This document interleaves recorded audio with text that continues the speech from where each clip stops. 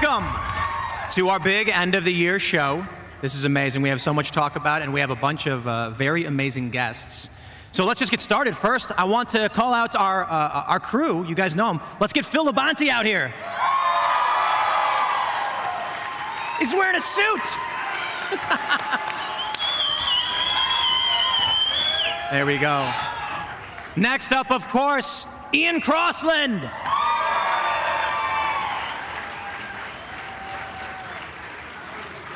Welcome, welcome, Ian. Luke Rudkowski of We Are Change. So we have actually a lot of people who want to come on this show that we want to have on this show. And we're going to get started with a couple of really awesome guests. Let's first introduce Michael Knowles. He's back. And it's an honor and privilege to have this gentleman joining us, Matt Gaetz.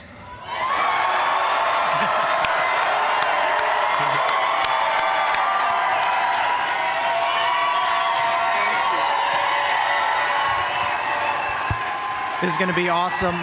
We have so much to talk about. And we're also going to be joined by Lisa Reynolds, Libby Emmons, and Charlie Kirk at some point as well, because there's a lot of voices we want to hear from. So right now, this is the crew we got going. And the first thing I want to say, this year started off with a lot of uncertainty. We didn't even know who was going to be the nominee for the Democratic Party. There was speculation across the board.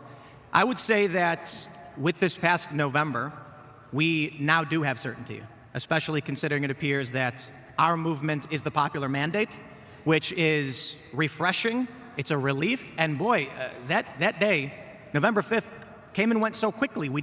None of us expected this. We thought we would be dealing with this for a week or so. But here we are now with a bit more certainty, but still not necessarily knowing what's going to happen in the next year.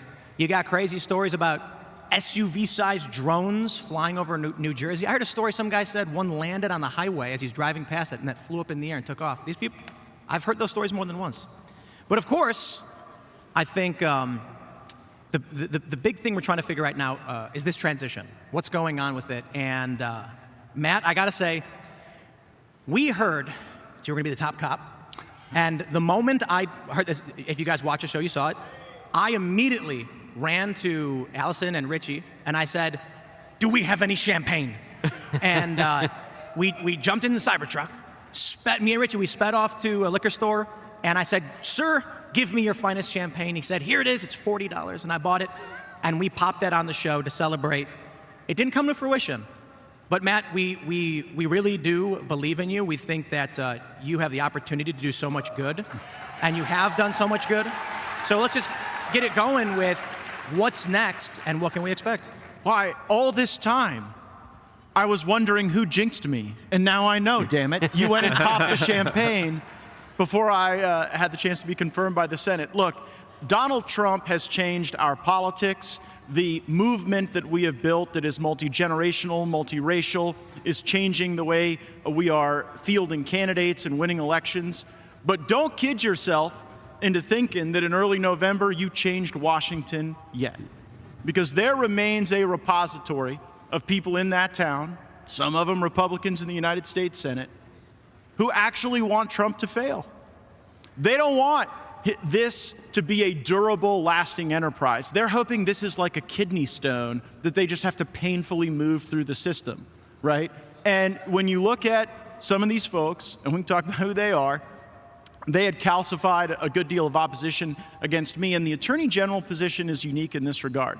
It's not the Ag Commissioner, though that's important. It's not the SBA or the Department of Labor, because day one, Donald Trump has a plan on the economy, on the regulatory climate, on the bureaucratic state, and on the largest deportation in American history, and he had to have an Attorney General there day one, and I am proud that Pam Bondi is going to be that Attorney General, and I think she's going to do a splendid job for this administration and for our country. Did you know her before? Yeah, no. we both served in Florida together. We were elected the same year in 2010. I was the chairman of the Criminal Justice Committee when she was the state's attorney general. And what we bonded over was our love of animals. We passed some of the strongest protections for animal welfare in the state. We have some of the toughest penalties for people who abuse animals. I think that she's got a good head on her shoulders. She's got a great relationship with the president, and I'm proud of her. Do you think you would have liked that job? Oh yeah, I would have loved that job.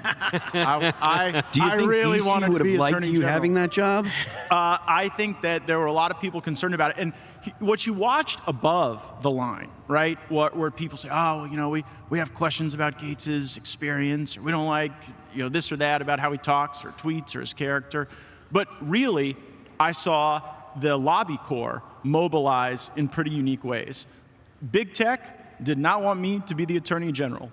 And they have 3 lobbyists for every single member of Congress, and they deployed them against me. Big Pharma, the big defense industries were worried that I would animate the antitrust division at the Department of Justice to go after some of the excesses in corporate power. I think the number 1 threat to your liberty is big government. The number 2 threat to your liberty is big business. And obviously, the number 3 threat to your liberty is homeowners association. So, Matt, it's great to hear. Just really quick here, Matt. Actually, Al-Qaeda started as a homeowners association. I absolutely believe that, especially in Florida. But really quick, if you were the attorney general, what would be your first piece of business? Who would you go after first? Well, I think that the first thing you have to do is effectuate the deportation. And you're going to have all kind of states and municipalities doing everything they can to achieve some injunction in like the Northern Mariana Islands that they try to spread around the country to freeze the presidency in that effort. And so I think the number 1 thing you have to do is build resilience against some of the plans that these blue state governors and blue state attorneys general have. Now, is there any part of you, I don't want to be the glass half full guy, but I guess I am here. You've been in elected office since you were about 11 years old, I think, and you've been through all these brutal, bloody fights. There's so much awful nonsense that goes with being an elected official. You can't really make much money. Everything you do is under constant scrutiny. People are always trying to attack you and demean you and your whole family. It's awful. And so I understand the AG job would be extremely fun and cool and awesome. But is there any part of you that says, wow, I'm not in the government anymore?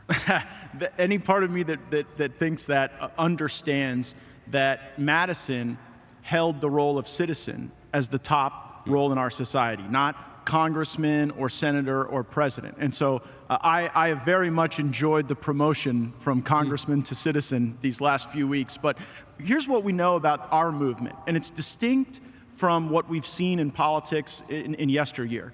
This is not a movement that is driven by some cabal of special interests in Washington or New York. There's not power brokers who centralize who gets to run or who gets to win. This is a diffused movement, and that's what makes it durable. That's what will make it lasting. And so I actually think there are roles for all of us to play throughout the enterprise. I mean, look at what you've done. Look at the audience you've built. Look at the way you activate people to go and engage with their beliefs and to actually challenge a lot of the dogmas that have kept people paralyzed for so long. And so I think we need those voices throughout. And who knows, Michael, maybe one day I'll run for the United States Senate and you and I can make a podcast together and then I won't be so damn poor. Like Ted Cruz. That's the way to do it. So, but this is my, go ahead. No, even on this point, it's kind of funny because, you've made the shift now to political media, which is great, by the way, as someone in political media. But I remember when we launched Verdict with Senator Cruz, this was the first political podcast, I think, for a sitting legislator. And the ethics rules are the elected can't make any money. So the podcast was doing very, very well. I mean, it hit number 1 on the charts for a while. We were above Rogan. It was I would never have said Ted Cruz was going to beat Joe Rogan on the charts. Somehow, for a little bit, he did. But it did make me think. I was like, wow, the only guy who's not really enjoying all the fruits of this is the U.S. Senator. And I get it. It's a separate, that's a great honor to be a member of the U.S. Senate. It's a great honor to be a member of Congress, to be up for a job. But I don't know. Part of me thinks there are seasons to life, and you might run for Senate. You might run for president. I don't know what you're going to do, but maybe being in the private sector for a while, maybe that will be enjoyable as well. And I do think that when you get people who never live under the laws they've written, it creates a disconnect that builds resentment appropriately among all of us. I think, like you say, you take your turn in, you do your work, and you live an honest life beyond that, and you never know when the bell rings again. May ring again in January, who knows? This is the Hold on. Oh, big fear that I've been... I just have to ask before, because he's teed it up. You floated the other day a plan that I really, really loved on Twitter. You said you're an elected member of the next Congress. So what you could do, if the members of Congress still want to mess around with you, you could vote. You could enter Congress on January 3rd. You could go in. You could get involved in the speaker race. You could start maybe pulling out some of the dirty laundry from the current and former members, and then you're still ready to start your show on January 6th. You can nominate Elon Musk to be Speaker of the House. It would be the most entertaining thing that had happened in Congress, at least in the past 6 months. Yeah, since the last time I did something like this. No, the thought has crossed my mind because in the way the organizing Congress works, first, the clerk calls the roll of everyone who shows up with an election certificate, and I'm pretty sure mine still works. And then after the roll is called for the speaker is sworn in and then swears in the body. And so some have suggested that if the speaker races are kind of my thing, it's kind of what I do. And so maybe we'll be in Washington that day to see that there's a speaker election that serves the country well. How do you feel about please. After all that? You know, I think what I largely appreciate about that whole battle was this machine of IOUs and backroom deals and spending billions of dollars to put someone in power over the House. And that was dismantled overnight through your efforts and the others who joined you. We ended up with a new speaker. I'm curious how you think that's gone so far, considering where we are now with the continuing resolution. Man, the corrupt muscle memory of Washington is very strong, and it is difficult to break through. And even things I thought would be more effective at rattling that system have shown its capability to respond. But look at what we just saw happen this last week. All the lobbyists wanted this 1,500-page bill that had every pork barrel project, funded the censorship industrial complex, gave every giveaway to the Democrats they wanted, and rhythmically, Congress always approves the multi-thousand-page December omnibus bill. It's never been defeated before since I've been around. And because of Elon Musk and Donald Trump and the X universe and our willingness to roll up our sleeves and actually get into the details of this stuff and shame the people who are willing to vote for it, that bill went down and every iteration of the government funding bill got better. Spent less money and got better. So where's it so that is ultimately the core of this discussion we're going to have over the next few hours. Where are we going to go leveraging that moment and that potential? That we have, I mean, look, Elon Musk just showed he's stronger than the entire Washington lobby corps combined. Every firm in Washington wanted that bill to pass. Now every single one, and they got smoked. Now the Democrats are calling him co-president?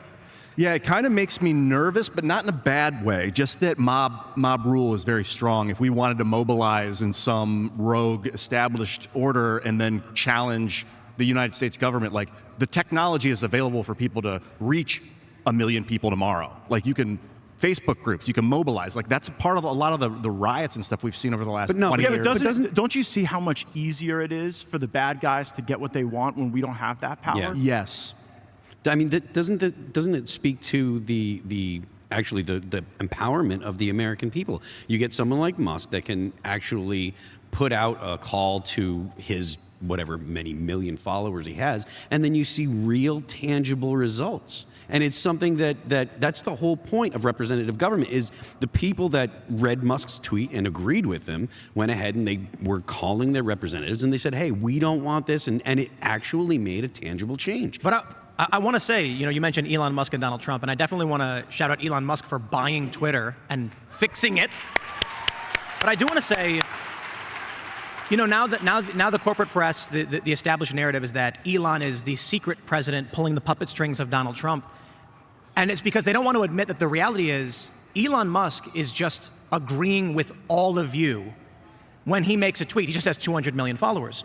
So it's not that Elon Musk goes to Trump and says, do what I want. It's that Elon Musk is part of the same community as all of us. And he says, yeah, we agree on these things.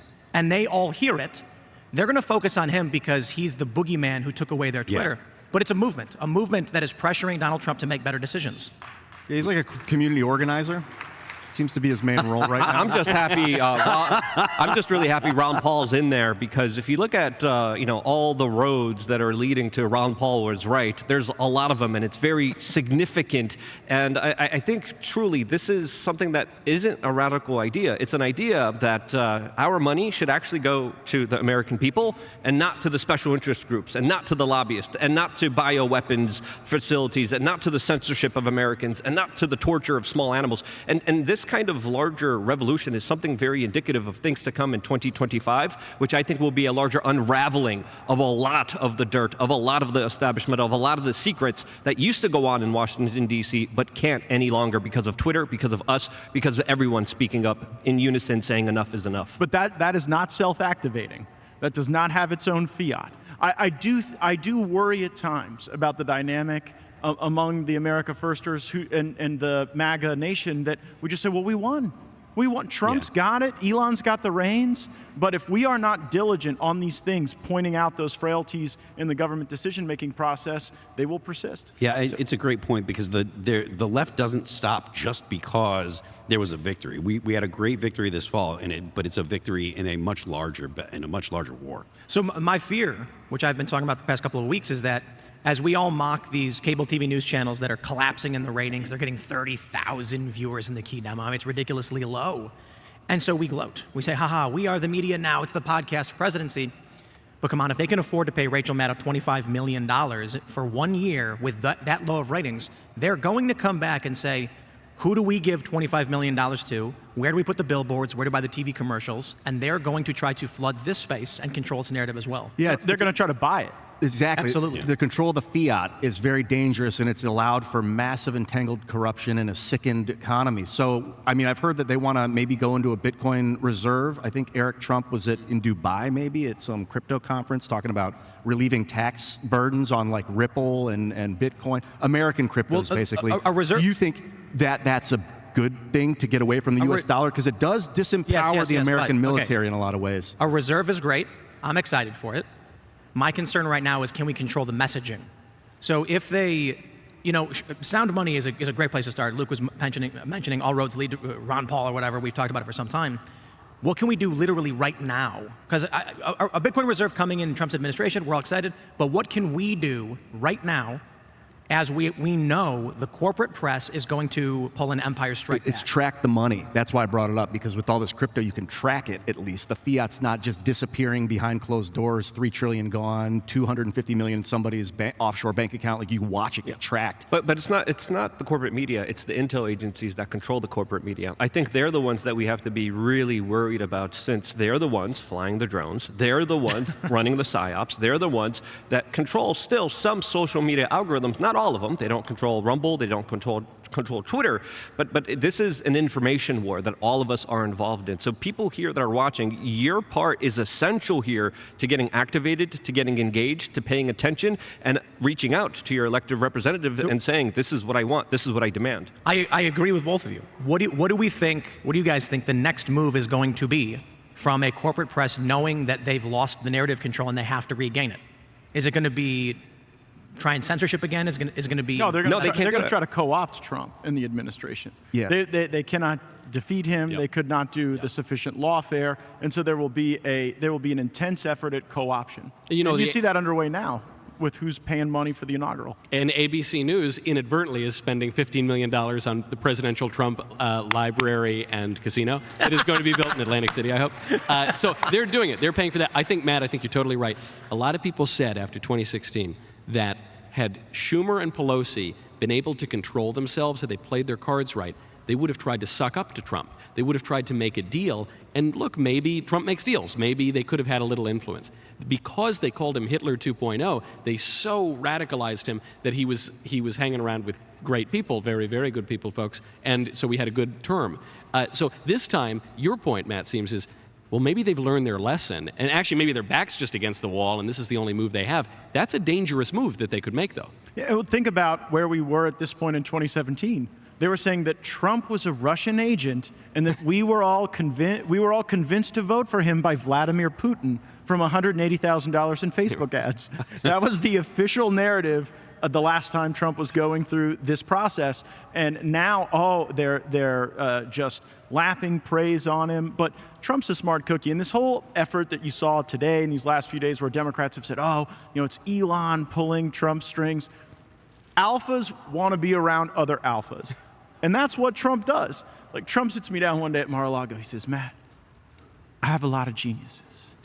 You're one of my geniuses. But now I have a super genius. and the mutual admiration creates a real ecosystem of creativity and drive, and you want to be around it. Talented people want to be engaged. The applications they've gotten for Doge, people wanting to use their skills to take a meat cleaver to the excesses of government, is actually giving us a lot of hope. Man, they really should not have banned the Babylon Bee.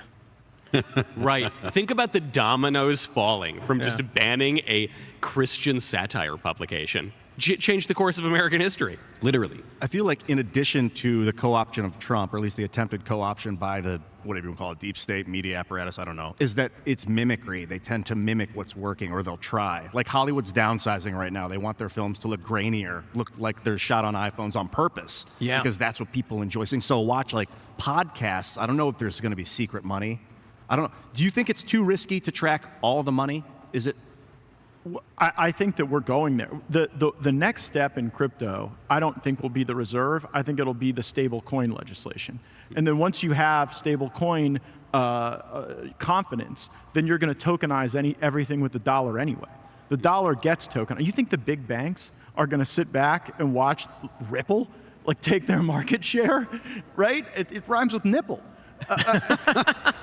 What you're going to see is Bank of America, Capital, these major institutions, Wells Fargo, tokenizing the dollar first. And that'll be trackable, ideally, but then is there going to be like dark dollars that are just being traded like... The darkest dollars are the U.S. dollar, okay? For all of the criticism that crypto is used for all kind of bad things, the U.S. dollar is used for a lot of those things as well. The most untraceable kind of currency is actually fiat, dollars. Because if you have them and you were to give them to someone else in person, there's no record of it. Whereas if you transfer most, not all, but if you transfer most cryptocurrencies and have the technology to do it, how to do it, you can look at the ledger and it's all written out there. And for millennia, that's been a good thing for people to bypass tyranny, is they can still trade.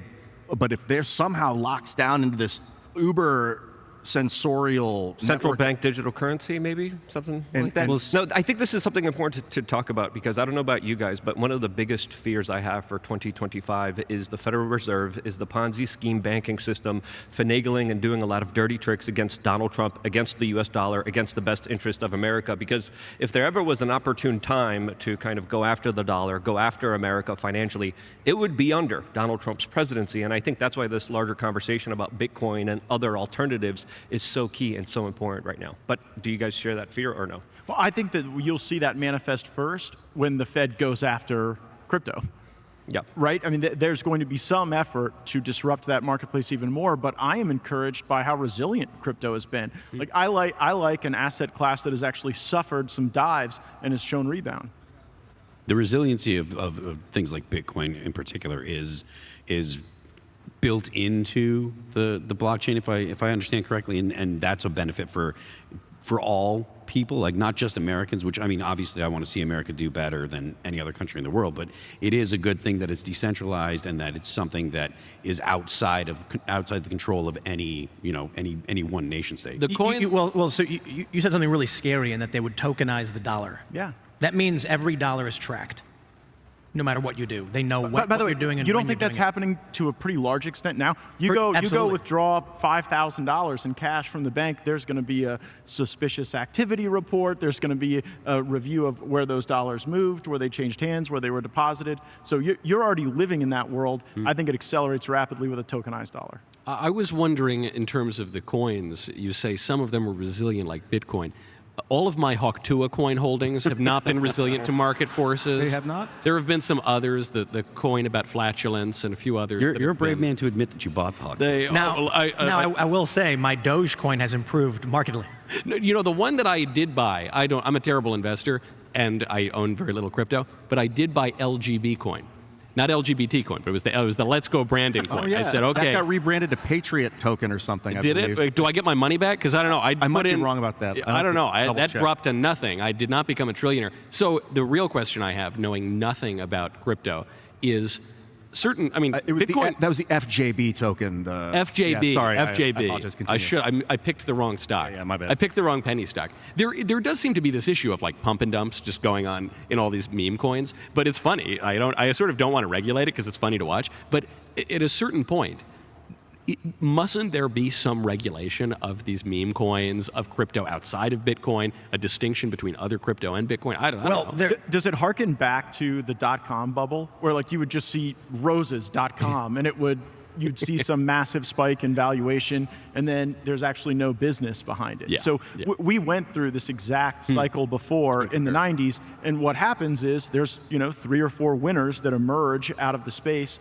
that dominate the marketplace, and then you get the system you have now. And a bunch of desperate people are buying. They're putting their life savings into the next meme coin. Like meme coin is a new phrase, if you've heard that, where people are like, I'm all in on this new meme coin. Whatever there are, Shiba Inu token was one. Doge was a meme coin. Wait, hold on. If somebody's putting their life savings into the meme coin, is that like a certain feature of economic Darwinism It that is. we're willing to tolerate? But- Because I've got a pretty strong stomach for that these days. Now, maybe I'm a little more authoritarian. I feel like there is a role in government to protect people from themselves once in a while. Disavow. Once in a while. Like, you I'm don't want with them to Ian. eat I'm with addictive Ian. poisons, Never. ideally, because that can toxify your system. You don't want them dumping wastes into the river. Well, you're Well, I not, think you're you not need- protecting people from themselves then. You're protecting people from other people. Yes. If you're protecting people from themselves, that's a totally different topic. But how, like, I want to be someone protected from the government. Someone that harms himself might end up more likely to harm someone else, for instance. You So know- you you kind of know- want I to don't nip know. it in the I don't know bud. The way I know Ian's right about this, I hate that I have to be 100% on Ian's side here,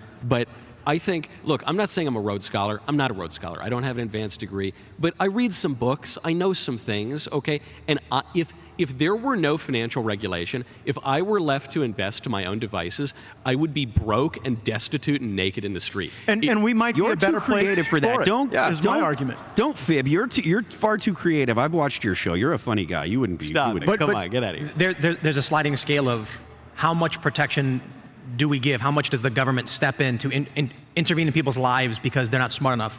Bloomberg had that speech he gave on stage where he said we should tax the poor because they don't know what they need, so we're going to take their money from them and buy what they actually need. Look, the actual failure in markets is an integral part of markets. The big part of the problem that we see with government bailouts is there's no failure. I mean, we have a phrase for it, too big to fail with banks and stuff. Yeah. Failure is important. It's an important piece of information that you get from markets. And so to take away that failure by whatever means, whether it be government fiat or whatever, that's a terrible idea. And responsibility Yeah. and accountability. I mean, Failure teaches people that they did something wrong. the only difference between the mafia and the government is that the mafia actually turns a profit. The U.S. government doesn't turn And a they only profit. take 10%. And they're in the business Also, of screwing you over, taking away your freedom, robbing you of your wealth, and robbing you of any potential free liberty that you are entitled to by God-given rights. And I want those God-given rights, and I don't want a government telling me what I can and cannot do. Let me ask you this then. With there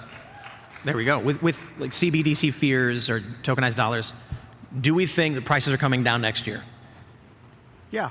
Are they gonna? There's a fear that Luke mentions the Fed's going to screw with Donald Trump. They can change interest rates. It's going to affect the economy for regular people. I think prices go up. And I think prices go up in part because if Trump follows through on the tariffs, they have to go up a little bit in certain sectors. I'm for it, by the way. I think it's actually a mature, responsible, good, effective strategy to threaten the tariffs and everything. But it's like my wife was asking us, so Mac, now that Trump got elected, are the prices finally coming down again? It's like 30%, 3.5 years, whatever. I was like, the prices never come down. it just stops being it quite as bad. But I don't know. I'm not quite as hopeful. Butter came down. You know, it was $7. Yeah. And it was, you know, it shockingly was. And then I went to the grocery store and it went down to $6. Yeah, the eggs leveled out a little bit. Yeah. Not that I'm an economist, but it's my sense that the prices will stay around where they are and wages will kind of rise to meet them. That's the kind of the way that inflation has been dealt with, you know, historically. The wages rise to meet to kind of equalize it, and that's the problem with inflation is a leader and wages are a laggard. You know. What I was trying to get to earlier was if we're seeing these big businesses like Bud Light back way off, they lost so much, a third of their market share, whatever it was, Target did, Disney lost $1 billion. Now Disney's announcing that they're removing a transgender storyline from their latest series. All of these massive cultural victories, what are they going to do next? I mean, is it fine to say that we can just sit here and lament the latest meme token because we've won so handily that there's nothing left to fear? Well, now we got to make stuff. I disagree. Now we make the news. What are they going to do, Luke? I disagree. I think there's going to be a lot of foul play. I think there's going to be a lot of dirty tricks. We have to understand power isn't usually relinquished kind of freely. There has always been a struggle between the intel agencies and Donald Trump. We have these intel agencies right now creating bioweapons. They're overthrowing the government of Syria. They're launching drones. They're bringing us closer to World War III. This is something to absolutely consider and to talk about right now more than ever, as this is something that I think is going to try to sabotage Donald Trump, his administration, and his goals of what he wants to do. So that's why I'm extremely cautious with what everything's going on. I'm very optimistic. I'm very white-pilled. But at the end of the day, we have to understand there still is a big force out there that doesn't want to relinquish its control over the American people. How do we take it back? We take it back with personal responsibility. We take it back by taking our own health into our own hands and understanding that the power lies within the individuals, not within the government. So maybe not putting all of your hope in the government and putting your hope in your fellow man is the right solution, is the cultural revolution that they can't stop, that is really going to echo through America with Donald Trump as the larger messenger of this, because there's going to be a lot of problems for him. Let's admit it. Let's be honest with ourselves. I think this drone stuff, this whole Luigi manifesto thing, I think all of this is crescendoing towards larger problems that all of us are going to have to deal with soon. I think one of the things that's got me worried is, you know, just the other day, someone tried to murder Nick Fuentes. And I know a lot of people have strong feelings about the guy. I'm not going to sit up here and use as an opportunity to talk about why we agree or disagree or we don't like that guy. No. Someone went to his house with the clear intention to murder him because he's a character. He's a person online with opinions they didn't like. This is being referred to by a lot of people. We didn't coin this the Mangione effect. This guy shows up allegedly in New York City, murders a guy in cold blood, shoots him in the back. And then you've got a large swath of young people, predominantly left-leaning, cheering this on, celebrating it, calling it for more. You had Bernie Sanders and Elizabeth Warren. I should say Elizabeth Warren largely said, yes, murder is wrong, but you can only push people so far, as if to imply this healthcare CEO did something that warranted people wanting to murder him. The system has not changed. Premiums have not changed. All that happened is their security went up, costs are going to go up, they're hiding who these people are. We can't live in a society that functions this way. But we have a large political faction that openly celebrates these things. So if we see what's happening with, you know, let's get a little bit darker. Rudyard of Lynch of What If Alt Hist had a prediction that 1,000 people will die by April domestically over political issues. I can't believe it. Right, you know, Michael's eyes just went wide. And he's got a big YouTube channel and he's made a bunch of videos talking about why he thinks this is going to happen. And I personally don't believe it. But then you see what's going on with Mangione and the celebration of it, and you see the attempt on Nick Fuentes' life, and perhaps it's not going to be 1,000. But my concern right now is Donald Trump is not yet in office. There's viral videos already of people on TikTok. There's a woman, she's on TikTok, this video went viral, and she said, I don't care if I get banned anymore because they're going to ban TikTok. And then she vowed Trump will not make it to office. You have people saying, you have one viral video where a guy's saying, we're going to send 11 million people to DC. My question then is there a fear of escalating violence or anything like this? Or is the Mangione effect, is this nothing? You always got to keep it in your mind that's a possibility, but not be afraid of it, because your antidote is to create positive energy. It's to create awesome shit that just blows people's minds and refocuses their attention on something creative. I mean, isn't that how we won this election? We were the party that was telling people they could be richer, they could have more, and the Democrats were telling folks that they had to live with less. And so there is a unifying feature to that. When we go out and build our coalition for the future, I think it's really important, that the positivity be what we lead with. Yeah. I think Matt, where you're aiming, the idea that we have to be aiming at something positive is absolutely true. But I also regularly say that we have a serious problem with the leftists in the country, that the notion that success is bad or people that are rich are the reason why there are poor people. These narratives are poison to a society. And the more we can do to push back against them, the better off all of the country is going to be. The more that and like I said, the positive narrative that you're talking about is a great way to push back against them. It's not the rich versus the poor. It's all a rising tide lifts all ships. This is an insight of classical political philosophy, is that avarice, envy is really the evil, the beginning of evil in the cities. And so you see that. That's what this killing was, and the people cheering it on. It's pure envy, and it's people like Elizabeth Warren and Bernie Sanders cheering it on, albeit with caveats, and these are people who've made their political ideology on envy. However, there is this weird part that no one's talking about, which is they did Obamacare already. Remember they did Obamacare in 2009? They said, this is going to fix health insurance, it's going to bring costs down and everything. They did, that is the law. And then Trump was going to repeal it, and McCain said no, and it remained the law. We were going to shoot it down at the Supreme Court. John Roberts squished. So that is the law. The terrible health insurance system that Luigi Mangione murdered this poor man for in cold blood. Allegedly, according all the lawyers tell me allegedly. That is the liberal Obamacare healthcare system. How come no one's pointing that out? Yeah, this Luigi case, I think, is extremely suspicious. There's a lot of lore behind it. It's very Joker-esque, and I really do think the manifesto was leaked for a reason. I really do think he's being lionized for a very specific reason. I think there's a larger gaslighting effect on social media that I observed that is trying to make this guy out to be a hero. He murdered someone in cold blood, but for me, my conspiracy mind automatically kind of goes to the point that the left and right divide is kind of over. The left lost. There's no more woke. All these corporations are moving away from this DEI narrative.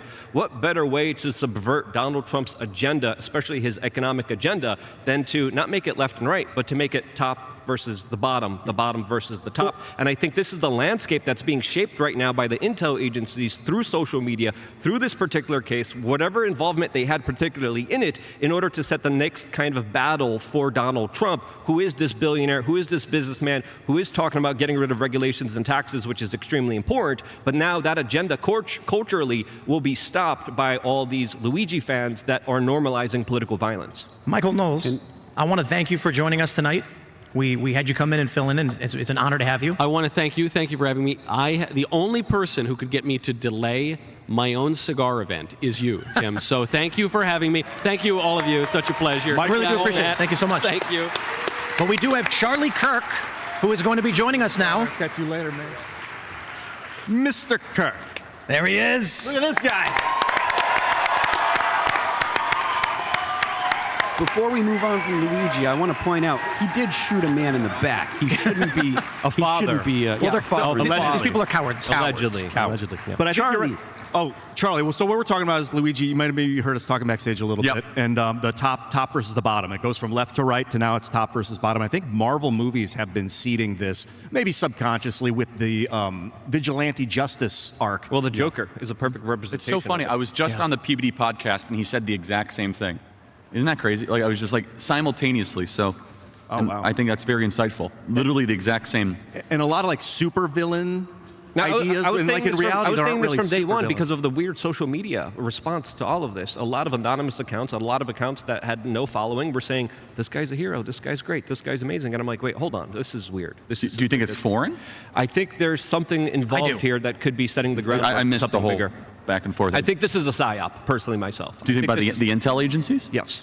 Okay. And it's simple. You believe that the goal of that psyop is to get people to resolve more of their grievances through violence. Yes. That's the end state. Yes. Through a fake anarchistic Joker-like kind of scenario that unfolds under Trump's presidency that goes after businessmen, business leaders, and CEOs. Can I just point out That's that super smart. I think you're right. when Joker came out, the corporate press said it was an incel fantasy for white supremacists and blah, blah, blah.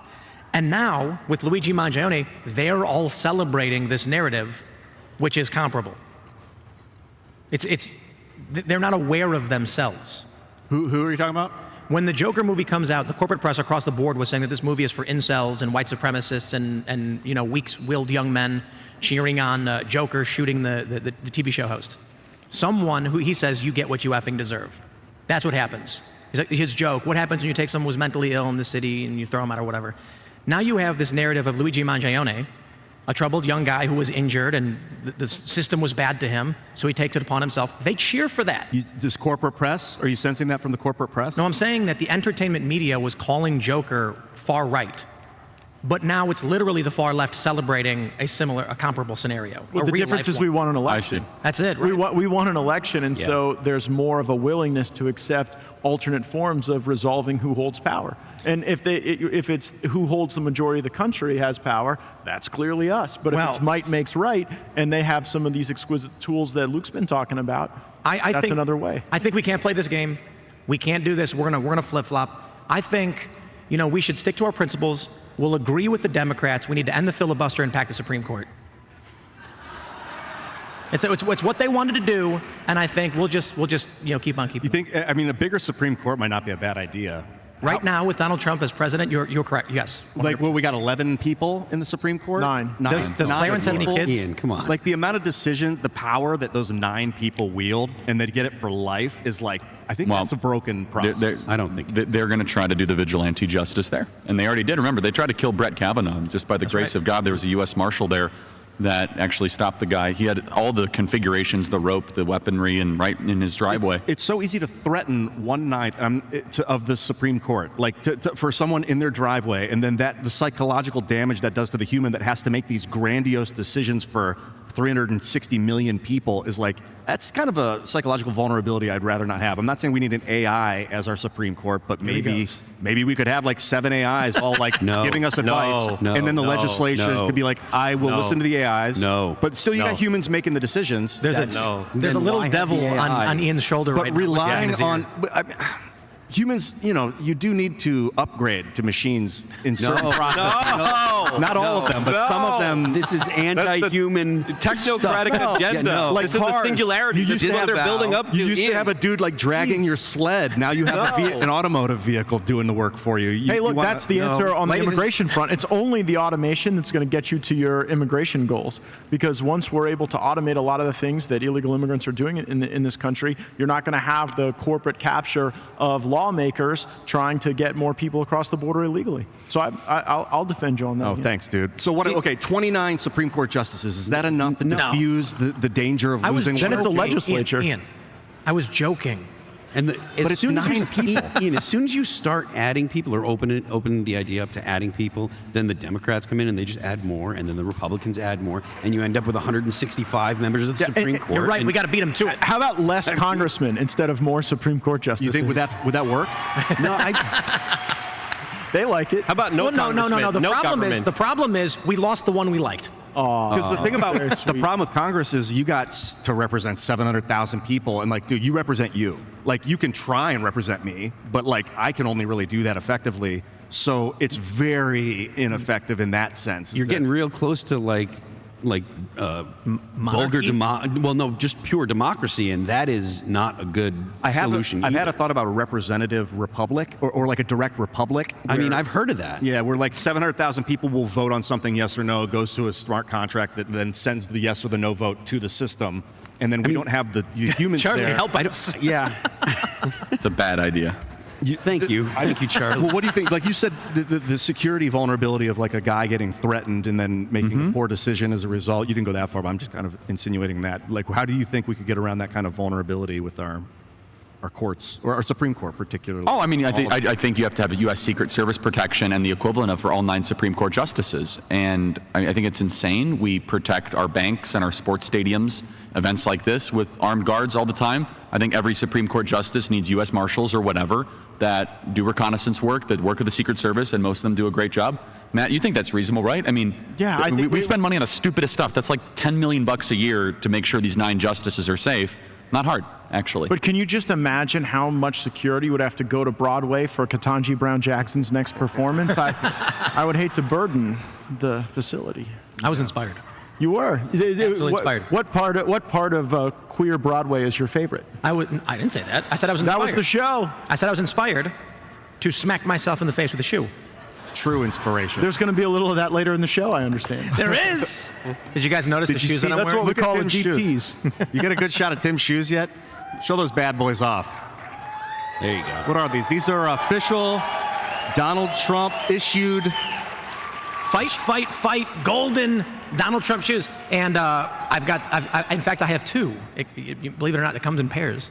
And we're going to, so this one's signed by Jack Posobiec. This one is signed by Benny Johnson and Michael Knowles. I'm taking them off already because you guys, we're going to have them signed. And then once we're done with the show, I'm going to throw them at you guys.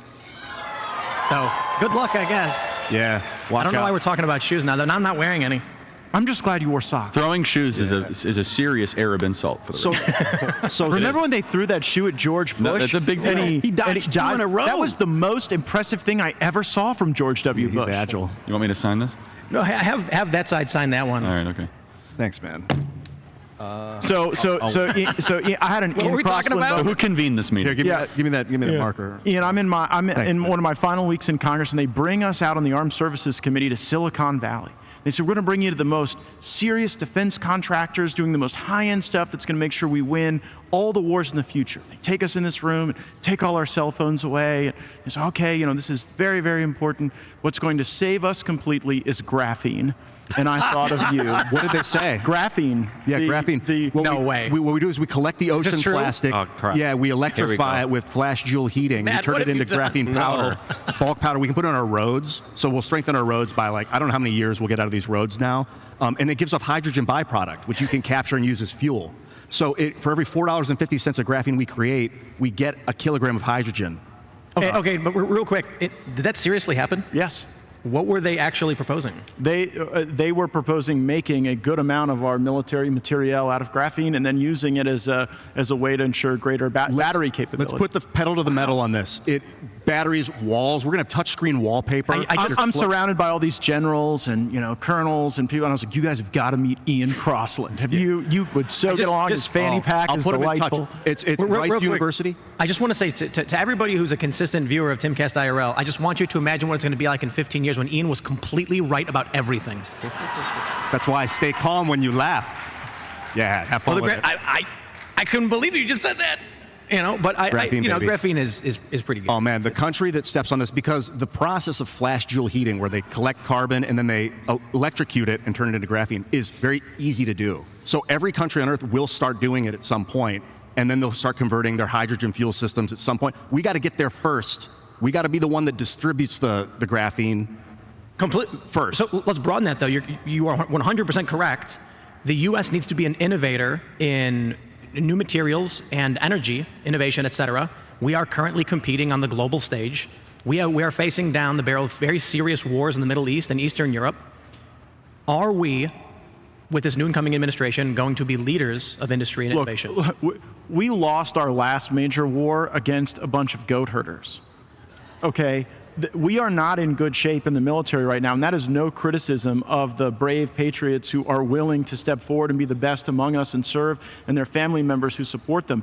But we do not have what we need because of corporate greed. These defense contractors, they go out and buy up all the innovators, they shut down anything that could result in a competing contract, and the generals, in a good number of these cases in the Pentagon, they are more worried about their board seat on Raytheon's board or on Lockheed Martin's board. They're more worried about getting a contract when they get out than making sure that we have stuff that can work. The F-35 costs $100 million a copy.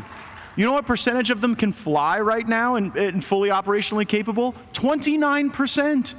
If something costs $100 million, it should definitely work more than 29% of the time. But we tolerate that because they've got the lobbyists and they've got capture over a lot of the folks in Congress. And those were some of the folks who didn't want to see me as the Attorney General, because I would have called them out, I would have busted them up, and I would have liberated the innovators of this country to make sure that America always holds the high ground. So you're saying that the military, the people that are running this military-industrial complex are more concerned with planned obsolescence to make extra money? Yes. Okay, we got to build the best graphene weapons, dude. I'm not like Einstein was like, oh, I've unleashed the atomic bomb. And Oppenheimer particularly was like, what have great technology breeds great weaponry, but we could build banging jets, super lightweight Drones.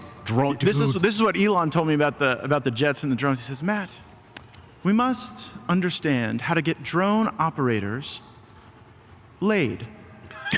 Because the mentality in the Air Force is you've got to be a fighter pilot to achieve all of the machismo and be super impressive. And that if we vaulted the 280-pound drone operator living in his mother's basement to the same level. I don't know the solution on that, but if you come up with we could get them in VR on treadmills. Well, it starts so they by have to really you just inject the graphene right into their veins. I have a crazy idea. How about we just don't invest all the money in murder and death, and we actually allow America to be free and not be burdened by the military-industrial complex? Can we just do that for a second and imagine a world where maybe free trade and enterprise leads the way instead of American foreign policy that has been hijacked by the neocons? Well, that's a great argument. How's it going for you? Because from my vantage point, we seem to be involved. Joe Biden sleptwalk us into multiple wars that were not in the interest of this. It wasn't Joe Biden, it was the intel agencies that got us into these wars that were predominantly used to human traffic and drug traffic. So if you look at the aspect of the intel agencies getting their way, they did get their way. I'm pretty sure we all agree we don't want to be involved in foreign incursions and interventions. I don't see why we would not also at the same time want to have strong defensive capabilities with new weapons and a strong military. That's the answer. The answer is to have the most badass military that the world has ever known, and then to use it appropriately and sparingly, and to have it as a functioning deterrent. But that doesn't produce a sufficient amount of the money laundering and other ails that Luke pointed out. And so you have that tension that typically resolves in some patriotic call to relive, World War II politics in the modern era, where we are more interconnected and more, I think, capable of creating peace if we will allow it to blossom and emerge. So Luke, how would you feel if we were not involved in any foreign wars? We said, no, we're not sending our U.S. troops to some faraway land for some intervention, nation building, whatever, but we did invest in, train, develop, and then we had our troops on the southern border. That seems reasonable, especially with the invasion. We get the anarchists to agree, and we can make some movement on this one. There's nothing wrong with strong defense, but the problem is it's not defense; it's offense. The problem is it's human trafficking, it's drug trafficking. Right. I mean, I understand what you're saying about human trafficking and drug trafficking. I think that's something that we all condemn and something that we all want to avoid. But the tools to defend and to use for offense are the same generally. So the keeping the military-industrial complex, keeping the reins on them is necessary, but making weapons that make the United States stronger are the weapons that make the United States safer as well. Having a weak military having a weak United States military is not good for peace. But that's not what I'm arguing for. We already have the strongest military in the world, overwhelmingly. One of the issues, though, is with the fog of war. If you don't know what's going on in their territory, they might be building up an armada to sneak attack you. Well, that's intel agencies that you're talking about. So they put military bases in other countries so they can't sneak up on us. We learned our lesson in World War II.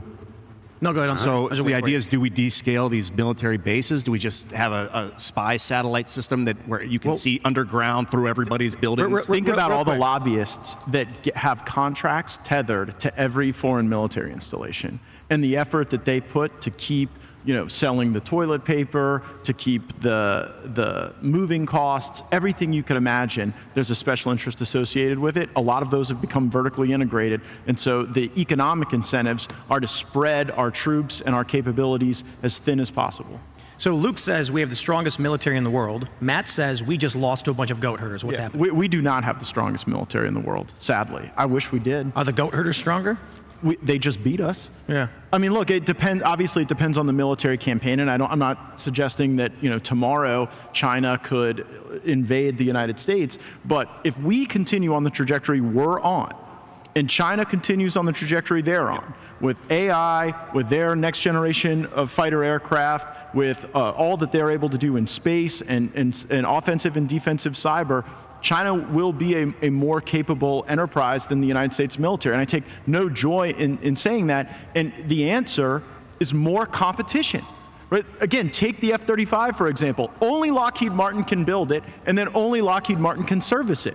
And there's no opportunity for other people to come in and say, well, hey, we've actually got a software upgrade package that will get the planes in the air and that will improve the radar system. But we purposefully use the law to restrain what has always made us the envy of the world. Since the time of the Revolutionary War, military technology, the musket, right, delivered victory it was when we had the revolving munitions. And now we are getting away from that so that the next general can get their 5th vacation. But the objective was never to win these wars. It was to have perpetual war. It was to continue these wars. That's what we saw in Afghanistan. And as soon as that ended, we of course have Ukraine. As soon as Ukraine ends, there's going to be something else. Taiwan. Whether it's Romania, Georgia, Syria, whatever it is, there's always going to be something because of what President Dwight D. Eisenhower warned during his farewell address about the takeover of the military-industrial complex. That's what I'm trying to get to the root of, that I think we really need to address if we're going to have a competent military that's not going to take advantage of us. Charlie, I'm sorry, I don't think Lockheed's going to be your sponsor for next year's turning point. That is okay.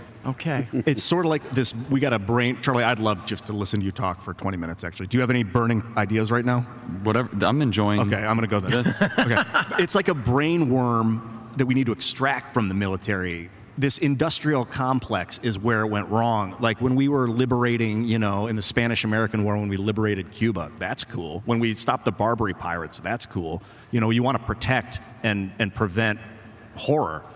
So I'm thinking we do like a festival where we just get a bunch of drones to simulate attacks on like cities or whatever, or wherever at this festival, and people can come bring their anti-drone weaponry technology and just take turns blasting the drones out of the sky. But the problem is if we do it publicly, then the world will see the technology, and that might be a problem. So how do you open source a secretive weapons campaign? In 10 years, there's going to be a member of Congress, as I was sitting down at a defense meeting, and they explained the drone festival that they're going to be working on, and he was right the whole time. Well, but it's interesting, like the reason that Native Americans often wouldn't suffer like grave death when they would fight one another before the Europeans got here is because they'd both go down to both sides would go down to the river. One tribe sends up their 2 or 3 toughest guys. The other tribe sends up their 2 or 3 toughest guys. Maybe you get some broken bones. Maybe a person dies, but you don't have this mass slaughter, right?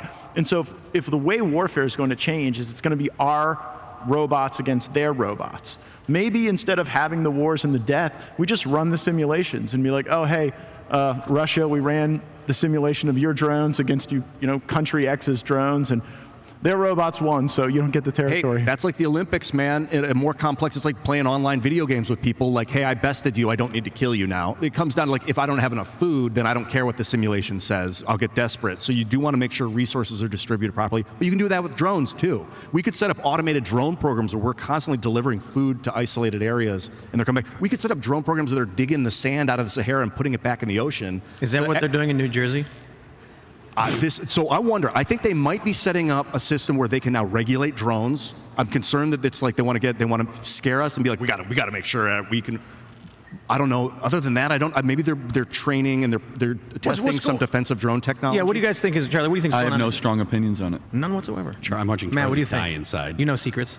Nobody knows about the drones? Well, I think one thing is clear. We could speculate what they're doing, but the one obvious truth here is that the U.S. government is deliberately freaking out the American people. They are deliberately lying about it. They told us that it was Iranian motherships. They told us that it was the Chinese. They told us that it was civilians. They told us that it was ours. They're speaking out of both sides of their mouth here, and they're spreading a lot of fear and panic. I really do What do you want the drones to be, Luke? If you could ideate whatever the actual thing they're doing, what do you hope they're doing? Creating a nice display for Christmas where all the drones are going to come. So we're all going to be surprised. A nice big American flag, and all these drones are going to light up, and they're going to light up the night sky, and they're going to, propel a message of liberty and freedom. A drone light show like nativity scene is going to take over the entire eastern seaboard of the United States. But let's not kid ourselves. The CIA has specific power that allows them to execute American citizens through drones. I think this is them showing their power. I think this is why Donald Trump said, I'm not going to be vacationing and staying in New Jersey. He canceled his travel plans for a reason, because I think these drones are a message to him that we are the intelligence agencies. We are the ones in control. We could spread fear. We could spread panic. We don't have to say anything to them. the American people. We're in charge here. There could be a threat. There could be a suitcase nuke, but guess what? You got to keep us in power. You can't fire us unless you let us do our job and let us keep America safe. I think this is something that is worth speculating on, and that's my own personal theory. That is conjecture, but I think it's the more kind of plausible explanation here. Do you think there's going to be some kind of false flag before Trump gets in office? I think that could be a threat used against Trump right now. I think there could be a larger message saying, look, this is the operation we got going. This is how we have everyone ramped up. This is how we have the larger psychological war and the psyop playing out already. The American people are primed for this. What are you going to do, Donald Trump? You're going to keep us in power? You're going to make sure America is safe? Or you're going to let the bad guys win? What are you going to do here? And he doesn't fear them. He does not fear them. There's no part of Trump who has to feel, if he did, he would not be sending Tulsi Gabbard over to be the director of national intelligence. He is sending somebody over there who is very thorough, very smart. Charlie and I have spent a lot of time with Tulsi just throughout this transition. I'm not saying he's fearing them. I'm saying this could be their desperate attempt to send him a message. To mislead him. Like, I think his take on Iran is, I don't know exactly what it is, I haven't talked to him about it, but after the attempted assassination on him, and they said, hey, a couple days later they leaked out, like, it was an Iranian ploy. Oh, yeah, really? It seemed like he took it seriously. Well, real quick, the Butler incident was not related to the Iranian incident. Those are set. There were multiple teams. We got briefed on and the it. golf course was not the Iranian one. There was another one that was Iranian. And how do we confirm there was an Iranian one? We can't. And why would he take it serious? I mean, I get you take the threat seriously, but like, does he want to take over Iran? Does he want to remove the Iranian government from power? He did drop a bomb on Soleimani. He's done it, yeah. There's enough reason for Iran to have an issue with Donald Trump. Now, whether or not it actually is a plan from Iran to assassinate Donald Trump, I guess that's probably still up for debate, but that's what the media. That's what the media was hinting right after the attempted assassination. They were releasing articles saying, "Hey, the Iranians could be involved here. It's the Iranian mothership. It's the Iranians that hacked his campaign. It's the Iranians that hacked also Kash Patel, and conveniently will be handing over all the information during his Senate confirmation hearings to the corporate media. How very convenient that it's always the Iranians here." I'm about to bounce. I wanted one final question I have for you guys about fascism, because I don't even want to say this out loud. It's a joke. A little bit of fascism might be okay. It's a joke. Well, what I mean is a little bit of government corporate collusion might be okay. Maybe collusion is the wrong word. A little bit of government corporate cooperation is encouraged. Ladies and gentlemen, so he's just leaving. I feel like if we're going to utilize our drone transportation network, that we would work with Amazon. Libby Emmons is about to sit in. She's like, Ian, hurry it up. But she's digging this conversation too. Libby, I'm coming. Do we use the government to work with Amazon, or do we, as just citizenry, we want global drone delivery service? Let's go. Do we use the government to subsidize it? I know Elon's talked a lot about getting rid of subsidies. Ladies and gentlemen, Lisa Reynolds. Hi, guys. Okay. And we'll have Libby Emmons. I'll let you guys ruminate on that. I'm going to bounce. Thank you for having me. I'll be back at the end of the show. Right on. See ya. Ian is something. He certainly is, isn't he? Welcome, Tim, to Phoenix. This is wonderful. Yeah, thank you for having me. It's an honor and a privilege. Yeah. Well, what do you think is what should we be focusing on for the next year? It feels like we won. It feels like we did win. Matt and I have been working on some things together. I don't know if we can talk about all of it publicly. I have no secrets anymore, Charlie. None at all. We are doing our best to make sure that Trump's cabinet is in its best and tip-top form. Mm-hmm. At least what Turning Point Action will be doing on the political side, and we've said this and we mean it, we will be launching primaries against any senator that gets in the way of President Donald Trump's cabinet or agenda. Good. We are measuring twice and cutting once, and we are finding our targets. Bill Cassidy is on the top of the list in Louisiana, who voted to impeach President Trump, and so he is a political dead man walking, metaphorically, of course. Mike Rounds in South Dakota is on the list. Either Crapo or Risch in Idaho, I can't remember which one is which. They're interchangeable. Crenshaw? Well, yeah, it's in the House, and so we're focused on senators intentionally. We think the House is going to work itself out. Matt can talk on the House. Lindsey Graham? Lindsey's definitely being considered, that's for sure. Would you guys like to see Lindsey get out? Yeah. Clap right now if you want to see Lindsey Graham primary. Yeah. Clap right now. Let your voice be heard. Stand up. Make some noise, please. Thank you. And the reason being is this, There's a couple elements. Number one, I mean, Turning Point, we've had an amazing year. We were heavily involved in president's election. Matt knows that. So we have a choice. We can kind of become a boring establishment organization and do nothing, or we can continue the movement to make the Republican Party in the image of its voters, of which will win us no fans or favor with the DC class, but will actually represent the people. And the biggest impediment is not the House. I think the House actually is far more conservative than people give it credit for. Matt would agree. The problem is the U.S. Senate. The U.S. Senate is the keeper of secrets. It's where most foreign policy decisions are made. It's where the intel agencies go to first. The House is like an afterthought. And the U.S. Senate stands in the way of President Trump's agenda and will not get better until some of these old crows are primaried and removed. And we saw this with the Joni Ernst situation, which I'm not convinced if it's a good idea to primary her just because you got to be careful about the general, but she deserves it for sure. Where she was fine about voting for Lloyd Austin for Joe Biden's Department of Defense secretary, and yet she was giving Pete Hegseth this hard time. Like, no, actually it doesn't work, we're gonna get rid of you. Like, that's the new operating procedure. If you vote for Joe Biden's nominees and you will not enthusiastically vote for Donald Trump's nominees, after we won the popular vote and electoral vote landslide in the greatest American comeback in history, and you, Joni Ernst, like, who do you think you are exactly? She thinks she's better than you and she doesn't represent the people of Iowa. She got the message. She's behaving right now. For now. What drives these people? It's shocking to me to see them outright and publicly just say we defy the popular mandate. Well, it's certainly not a care for their voters, and that's where we come in, is that the way that Donald Trump has configured the Republican Party, they now know they can't survive a primary. They can get through a general, there's enough money. And Matt will agree with this. The Republican primary is very treacherous for some of them. And look, we're not here to cause problems for majorities. The way that we're going to do this at Turning Point Action and Turning Point PAC, we will only engage in comfortably red states. That means states where Senate races are won by 15 plus points, okay? We're not going to do this on the margins in states like North Carolina. I got problems with Tom Tillis. That's not wise. It's not smart. We're not here to all of a sudden get someone who's more conservative that can't win a general election. That doesn't do anybody any good, right? However, there are plenty of people that are in these deep red states that don't represent their voters. In fact, some of the most moderate people are from the reddest states in particular. Mike Rounds, Crapo, Risch, Jerry Moran, Roger Wicker, Shelley Moore Capito, Lindsey Graham, whatever. And what we have is a very powerful political operation that is maturing, and we're not just going to go the traditional Republican way. What we need is, look, we were very instrumental, I believe, and Matt would agree, in removing Ronna McRomney from RNC chair, which was instrumental in Donald Trump's victory.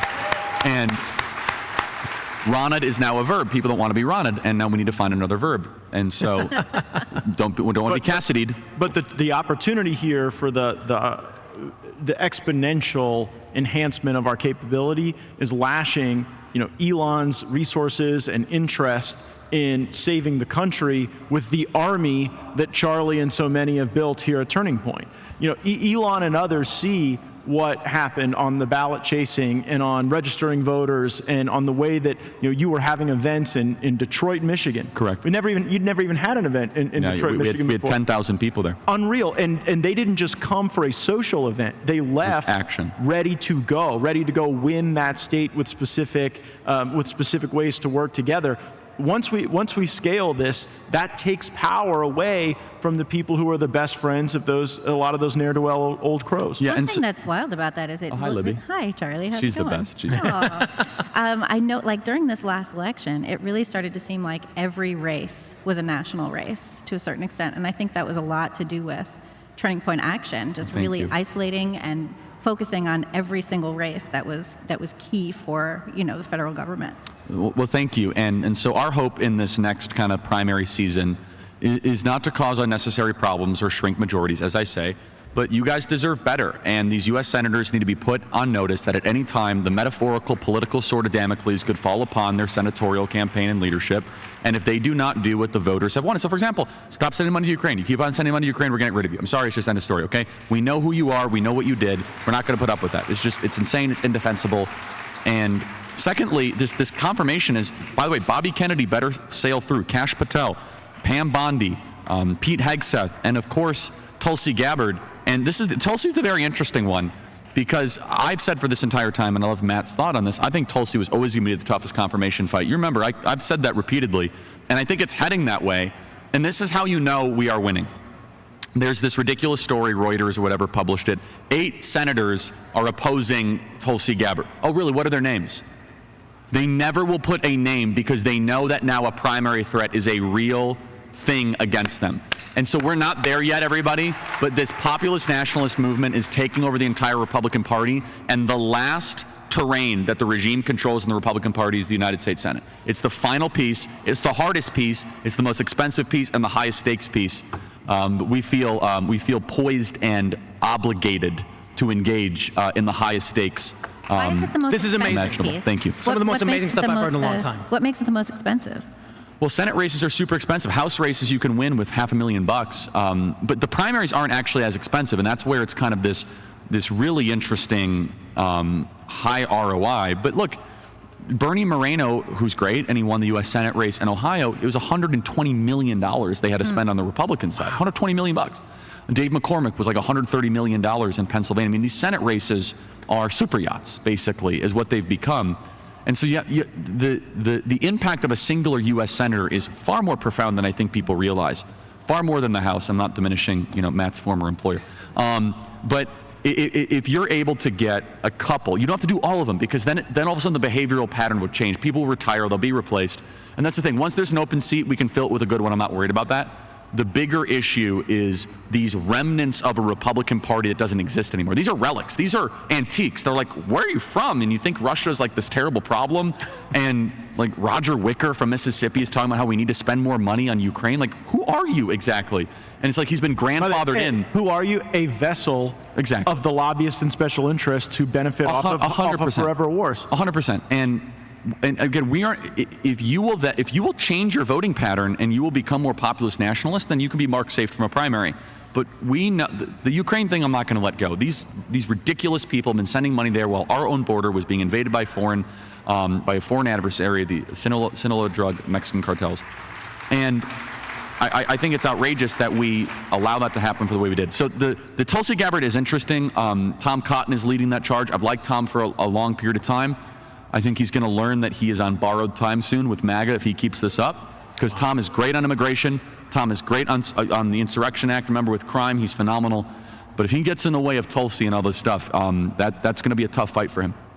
I'm really excited for the next year. Democrats are actually the most vicious to their former members who come our way. You talk about Bobby and Tulsi. Look at what they did to Mike Flynn. Mike Flynn, former Democrat. So when he started to wake up to the excesses of the intelligence community and the threat that they pose, he had to be vanquished in a very specific, unique way. And I think that you're going to see a lot of the ire for Tulsi and Bobby coming from the Democrats. And I am so excited about Bobby Kennedy, because it is so nice to actually think about a healthcare policy discussion in Washington that is actually built around making people healthier. Everything else that we have endured has just been about who's paying for it. Well, and it's been about making more drugs to give the American people, just to give us more and more drugs to like lull us into a sense of, and to keep us sick. Unconsciousness, essentially. And this is the key of where the grassroots comes in, everybody, is that we are able to get this cabinet if you guys stay vigilant and stay on top of your senators. And that is why in January we're going to look at the terrain. We have this completely funded. Is that if any of these senators get a little too uppity, we are going to do massive events, not as big as America Fest, but I'm going to bring Matt with me. We're going to do big events in these states of these recalcitrant, troublemaking senators, and they've never experienced it before. So as the confirmation hearings, I'm going to be watching very carefully. I'll be at some of these hearings, and I'm sure you'll be around. And if there's any of these Republican senators that start to get out of line, it's like, oh, really? I hear Cedar Rapids is nice in January. I hear Boise is just balmy in February. Nice Senate seat you have there. Shame if somebody primaried it, right? And by the way, we're going to go do these major events, and they have never experienced that kind of. What about the ones who aren't in cycle? Because that's the challenge about the Senate. It's not. It's harder, and that's the thing. But that's okay, because the way the Senate composition map is, you're right, and this is actually a profound point that Matt makes. Is that they're going to get wise to this, because we're talking about it publicly, and what they're going to do is horse trade. This is called James Lankford trademark, TM, okay? This is very important. So this is called the James Lankford trademark. So James Lankford is a gutless wonder from Oklahoma. He's got to be removed. He's awful. And so James Lankford is like the author of this ridiculous bipartisan bill. He didn't want to do it. He was sent as an emissary by Mitch McConnell, because he's not up for election until 2028. So what they do, here's the ingredient. You find someone from a red state who is the furthest away, the most amount of time until you have to face the voters, and you dispatch them to go do the ugliest dirty work so that even if you get blamed, you're betting on the fact that people are going to forget. You put you on cable TV, you run a bunch of TV ads, oh, look how James Langford is in 2028. So what they'll do is they'll horse trade. So people that just got elected in this cycle, in the 2024 cycle in comfortable seats, they're the ones that are going to do the tough bargaining for the Trump cabinet, where people that are in cycle are going to act all tough. That's why Tom Tillis was your Sherpa, right? Tom Tillis was like the best friend for Matt Gaetz during, I was like, and what did I say is that? I was like, I don't think I don't want to, just forsake any of our confidential information, but anyway, I didn't believe it for a second. I don't think Tom Tillis was like a big Matt Gaetz fan, okay? Maybe I'm wrong. You mean all those love letters he wrote me weren't real? The point being is that Tom Tillis knows that Donald Trump could remove him in a nanosecond, and so he wanted to make good because he's in cycle in 2026. So for the senators that are not up for 2028 or 2030, they're the ones that you have to watch out for because they're the furthest away from the voters. By the way, this whole system is stupid. We need to get rid of the 17th Amendment and go back and get away from the direct election of senators. The Founding Fathers never wanted senators to be celebrities. Agreed. They wanted them You to think be they should be appointed? by the state legislature. Yeah. I mean, it's not what I want. Subject It's to recall. Yeah, yes, yeah. and that's right. So, for example, Because that way they really have to pay attention to their constituents. Then they're an ambassador. Think of it like when Yes. the president sends an ambassador can be to recalled another anytime. country, they can pull them back if they're not sending their message. And that's These what the senators, states are yeah, doing. they were Yeah. supposed to be ambassadors of the states, and if the legislature said, "Wait a second, you're not representing our interests anymore. We're calling you back and sending someone else." Because to do that way the they're representing the also- state, not just their district or whatever. People, yeah. people don't know who's representing them at their state level anymore. They Yeah. don't pay attention. to like their state legislatures. They think voting for a federal level politician is going to clean the street up in their backyard. No, you've got to vote in your state for your state reps and state senators, and they should be appointing the federal senators. Which That is, makes a again, lot it's of not sense. it's not Charlie Kirk's idea. It's Madison's idea and Hamilton's idea and yeah. Jay. They wrote this for a reason because they did not want senators to become pseudo celebrities who then can kind of go around, run a bunch of, they didn't have TV ads at the time, but kind of put up populist rancor and not have an accountability structure. We have a bad senator. We have to wait till 2028 or 2030 to get rid of them. So they didn't call it the House of Lords for a reason. So here's how it will work in practice, and I know this is a long wind-up. Okay, which is this. Let's take someone who was just up this cycle, who won, who's kind of an older crow. Let's just use, for example, Langford, because he's not up until 2028. So let's say that all of a sudden Joni Ernst starts to feel the heat, which she is. She will go to Langford and she will say, I need you to vote against Hegseth, even though I want to, but I can't. So you get me good here, I'll get you good in the future, and that's called vote trading.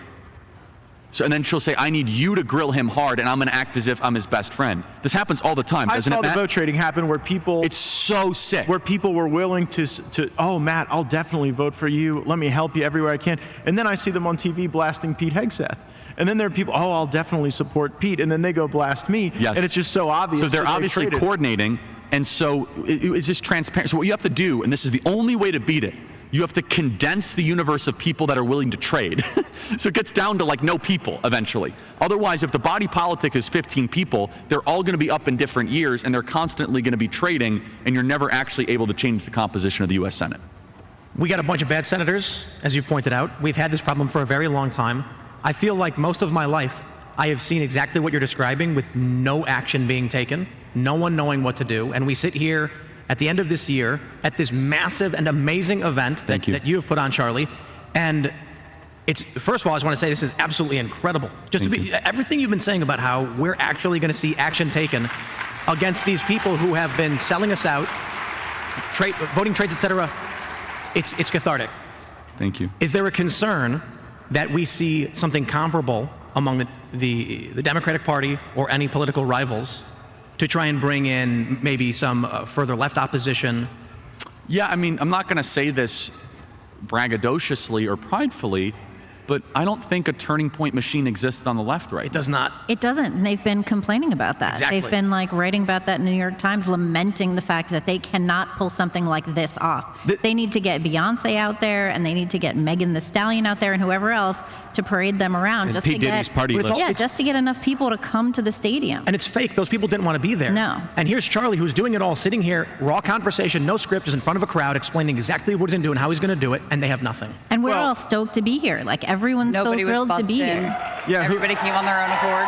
we didn't have to start by disclaiming all of our privileges, at the beginning. land acknowledgement. having a nice group cry. Right. But who's left in the Democratic Party? Because as I look at the landscape, we've got the alpha males, we've got such a historic degree of the black vote and the Hispanic vote now for Republicans, and the Democratic Party has been reduced to beta males, transsexuals, lesbians, and the ugliest of angry, lonely women.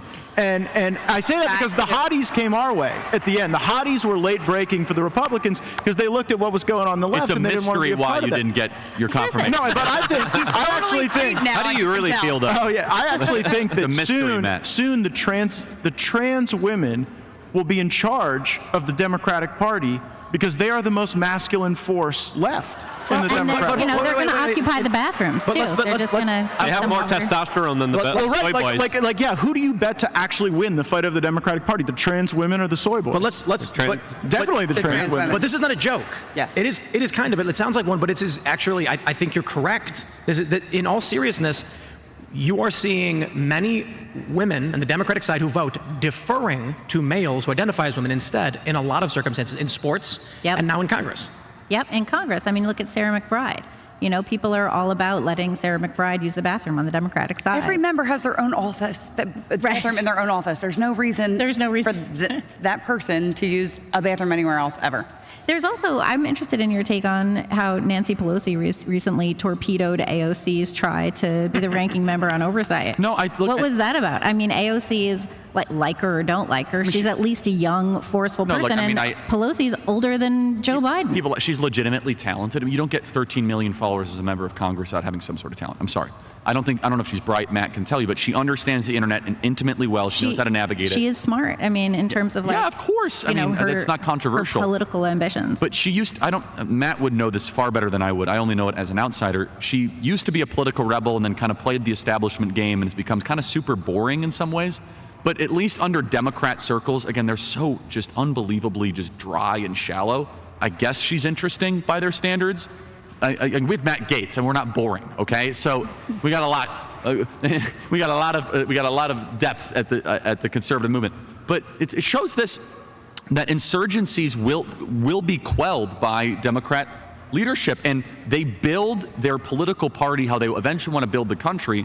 They build it as Mao would build his government, which is it is pure totalitarianism. It's a Politburo that if you dare to defect, we are going to pull your parking pass, your wife will be off the board of the Kennedy Center, you're going to get an audit, and your businesses all of a sudden have OSHA and the FTC visit next week. And you think I'm kidding.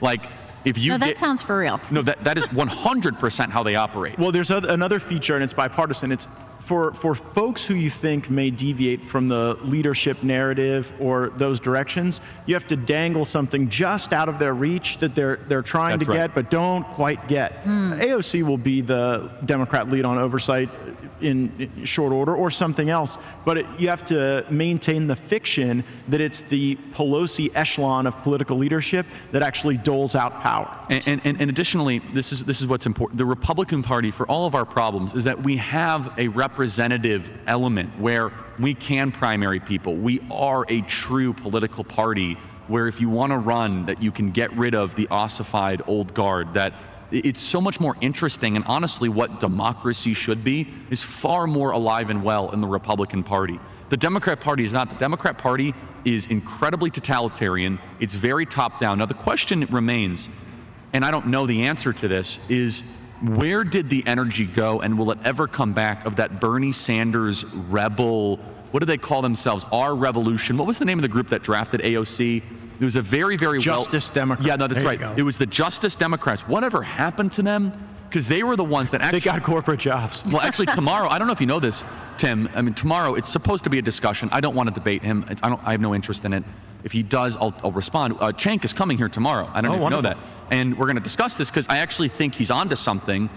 And he's been the only one saying it honestly on social media, which is like the Democrat Party has become disgusting and really corporate, and I think he's been really consistent about it. I don't know if you've been following any of his social stuff. Anna Kasparian was leading the charge with that because she had been a victim of that whole thing, and that's why I invited Cenk, because I think it's going to be interesting. Again, I don't have... We had him on too. There's a debate here with Cenk Uygur of the Young Turks, in that You can take a look at some of these prominent personalities, Bill Maher, Jon Stewart, start to sing a different tune once they see what the election ended up being. All of a sudden, they realize they're on the wrong side of history, and you start hearing them say, well, maybe we do need to shake things up a little bit. Maybe, and they're chilling out. Or Bill actually going as far as to say, I can't do this anymore. Maybe I should quit or something like that. So the criticism then becomes that Cenk Uygur's only saying this because his viewership is down, and he's been chasing the minority market share, and he's realizing he's on the wrong side of history, something that many leftists fear the most. Do you think he's sincere when he says that he wants to meet in the middle with populists? I have no idea. That would be only with intimate amount of time spent with him would I be able to know the motives. What I do think, though, is that he's very smart as a business person. This I totally think, because there's this like untapped Democrat media pool of people that are very just like temperamentally left-wing that have no economic populism outlet at all. I mean, so at least as a business person, he's communicating to a growing portion. Again, I'm not just saying he's just in it for the money or not, like whatever. But I think that what he's saying is profoundly interesting, where if Kamala Harris, for example, which of course she wouldn't because she's a technocrat, she's not very smart.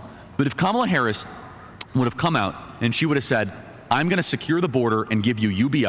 I'm going to say there's no more billionaires in America, and we're going to be able to say that I'm going to relieve your student loan debt and give you a house. That would have been very hard to run against.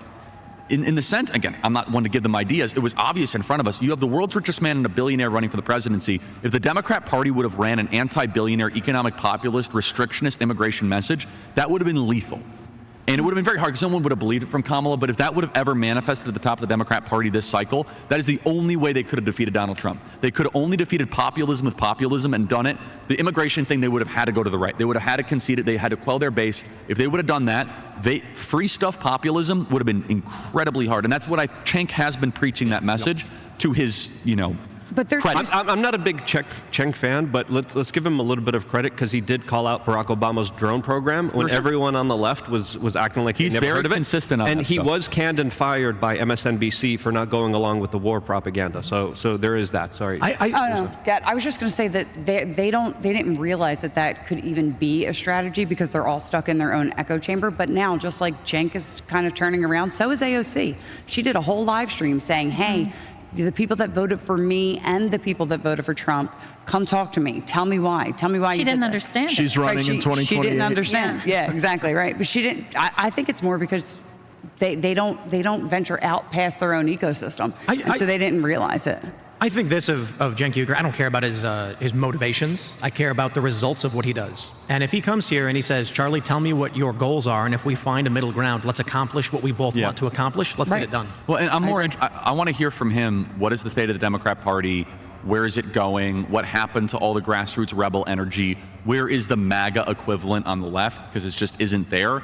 It just seems so just dry. Like, what is the organizing principle of the Democratic Party well, today? They don't know either. That's why I invited him. I actually think it's going to be one of the more interesting discussions. Like, what do you stand for? I got to tell you, Charlie, I know where the former MAGA energy from the left went. It's sitting right here. That's right. I was supporting Bernie Sanders in 2015 and 16. Joe Rogan was supporting Bernie Sanders up until a couple of years ago, and the Democratic Party has gone insane.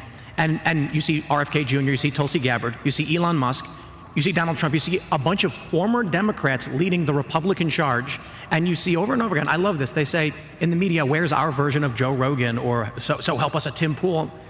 We all had that populist energy back then, and they went insane. They were abusive, authoritarian. They don't believe in the values of this country. They hate this country. They demand that we hate the country. We don't want to hate the country. They hate free speech. They hate freedom of religion. They hate freedom of the press. They hate, illegal search and seizure, being against illegal search and seizure. They hate all of that. And they're pro-war. They're pro-war. They're completely pro-Kana votes for war now. I mean, they have completely gone against everything that was liberal about being liberal. Libby and I... I'm here. I'm a conservative because I believe in free speech and freedom of religion and freedom of the press. We were both voting and Democrat. My Bill of Rights. That's right. Luke is an anarchist, or I don't know how he describes himself. I was always a conservative. She's always but all of these different elements and different factions came together to form this unified group that you were describing earlier, Charlie. The left just has people in a cult. People who don't know what's going on and don't pay attention. I think that's right. And look, we have to sustain a fair amount of, let's just say, intel operations that are going to be run against our movement. I think that the drone thing is super smart. I think you made another point about an intel operate. Was it the drone Luigi thing? Mangione, I think that's one of the smartest things I've ever heard. I think you're totally right. But like, for example, another operation, I don't think it's from the intel agencies, is they're trying to draw Elon and Trump apart, try to make it seem as if that, Elon's the president and all that. That is the new psychological operation, and it's for an audience of one. It's an intentional provocation campaign against Donald Trump to try to get him to try to dismiss him. It's not working, actually. Elon called it out flushed. It's actually going to draw them closer together because they're so attuned to these sort of ops. So that's not working. But if we can sustain, I don't want to get cocky. You don't know what's going to happen. There could be another COVID or a bird flu or lobster flu or World War III or whatever. But lobster flu. It is not inconceivable. I would be done in the lobster flu. Yeah, exactly. It is not inconceivable if we remain humble and work our tail off and improve the party and stay in a grassroots posture and continue our gains with Black, Hispanics, with young people. We keep on owning the internet as we have, and we're willing to embrace differences and different ideas and actually have freedom of speech. It is, and if the Democrat Party continues on their current trajectory with very little, changes, which is going to be hard for them to shed some of the trans stuff. It's very, very embedded. That is in the DNA of the Democrat Party. It is in the fiber. That it's not. But it's new. But it's not inconceivable that we can end up having a decade-long reign, and it's not. Yeah. And I don't know how they recover from this. Look, anyone can adjust. Like, the Democrats were having podcasts in 2021 after January 6th. They said, I don't know how they recover from this. You can do it, okay? Time is short. In the new era, digital stuff, people forget stuff. If they get serious, here, the biggest threat for us is a Bill Clinton-esque Democrat, like not a Josh Shapiro, but more like Fetterman, who is cool, understands the free speech stuff, populism, and stands up to the Democrat Party on three things. Bill Clinton stood up to the Democrat Party on three things in the 1990s. He said, you guys are wrong on crime, on welfare, and immigration. And he ran on all three, and he, basically said that to the go take a hike base of the Democrat Party, either vote for me or don't. And he stood up to him and ended up winning the presidency. It's going to require whoever becomes the next Democrat nominee to basically tell them on trans, immigration, and maybe war, like, sorry, you're not with me, then don't vote for me because I'm going to go try to change this party. And there is no other path for the Democrat Party. They cannot continue. Who is that Democrat that you fear most? Andy Bashir? I don't know. He just doesn't have a personality. I'm less worried about the person, and I'm more worried about the actual form, because I think that anybody can shapeshift into the form, right? Because again, I'm not here to give them intelligence. They're smart enough to know this. But whoever has the talent, look, Pete Buttigieg is a little bit worrying in some sense because he's like so creepily automated that I think to a certain extent he would be, I don't want to say difficult, but different than Kamala. But Buttigieg is going to try some of this stuff, and he has the biography, but less than the person that we shouldn't get too high on our own supply, because if the Democrats really want power back, if we fulfill our mandate and we start doing stuff, they're going to get Jesus very quickly, metaphorically. You know what I'm saying, Tim? Like, they're going to be like, okay, we have to wise up. And by the way, let's just be clear, like, we as Republicans, we are very, very pro-life, but we also read the room on abortion this last year, right? And we adjusted and we adapted. They thought they had us dead to rights on Roe versus Wade. There's no way they can come back from this. The 2022 was the Roe-vember or whatever. And no, we read the room. We went, okay, the country's not as pro-life as we are. We have to be incrementalists now. And we adjusted and we adapted. So to answer your question, Tim, I think it's the wrong premise. How do they come back? Well, they come back by doing what political operatives do, which is adjust to the circumstance in front of them. And we shouldn't be too prideful to say they won't do that. On the abortion issue, it was actually fairly easy for someone like me. They went to the extreme end in the other direction. There was no compromise on that side, and there was compromise with conservatives on the issue. I look at these Democrats outright either denying that they want abortion to the point of birth, sure, or being openly for it and telling me that saying maybe there should be restrictions. In the first, after the first few weeks or something like this, they said that's a hard pro-life far-right position. And the celebrating of it was what I think turned a lot of people off. And the taxpayer funding of it. Yeah. But do you remember, you used to be able to be a pro-life Democrat. That was a thing. You could be a Catholic, that's right, pro-labor, pro-life Democrat. There's and one. That's not allowed anymore because the Democratic Party, and we were talking about this earlier in terms of, how they behave in Congress. The one thing that they are super good at is being unified in their message, whatever new fashionable garbage message it is. And they're really good at being unified, when in their votes. So that's something that I have to dash. I got another event I actually have to go to. There's a Shabbat dinner with some of our Jewish friends they're doing right now. I promise I'd go speak at it. Guys, tomorrow we have amazing speakers. The Cenk thing, I think, is in tomorrow afternoon. That will be definitely great. You haven't spoke yet, right? Sunday. Oh, Sunday, that's right. I can't remember who else is tomorrow, but it's going to be great. So, and please, guys, the one thing I'll say, support our sponsors. They help make this event possible. So walk through the exhibit hall, get to know them, sign up, buy some stuff. support the people in the exhibit hall, please. They're the ones that paid to be here, that made it so that we didn't have to charge you an over-exorbitant. They literally subsidize your tickets for being here. So go there, support them, walk through the exhibit hall, give them some love. I'll see you guys tomorrow. Thank you, guys. Thanks, Charlie. As Charlie's taken off, we'll give him a round of applause. I just want to say this is incredible, man. Listening to what Charlie was saying and primarying these people is a dream come true, because I have talked about how I despise these people who run for office and play dirty backroom deals knowing that we can't vote them out for 6 years, and they're hoping that we forget everything they did 6 years later. So let's get it. Do you think our memory gets shorter, not longer, unfortunately? Right. And that's why creating the infrastructure around the movement, like Charlie suggested, is the key to success. What I encountered was that there was a bastion of senators who felt as though they owed nothing to Donald Trump, that they owed really very little to their voters, and were gonna hold their position regardless. This is interesting. Let me ask you, let's say that Donald Trump doesn't emerge in 2050, never comes down the escalator. Would Hillary Clinton have won? Yes. Where would we be today if there just was no Donald Trump? He retired, got a boat, and went off to the Mediterranean to drink martinis. We'd be like shaking the Bush family tree for another one to fall out. Yeah, that would be a terrifying place to be. I think we'd have more wars than we had before. We'd still be in Afghanistan probably. There'd be more than 2,000 troops in Syria. There'd be more going on. Maybe we'd have boots on the ground in Ukraine. We'd have more illegal immigrants in the country than we do right now. We would have had more coming in. I think that it would have been a pretty bad situation. And I think the Democrats also should look back at that time period, because one thing that they did was they launched this resistance, right? And the idea of the resistance was not that they were going to consider any specific policy. They weren't going to look at Trump and say, oh, he's doing this, I kind of like that. He's doing that, I don't really like that too much. Instead, they just did a blanket opposition to the presidency. They didn't have any respect for the office. They had no respect for the man, and they had no consideration for the will of the American voters.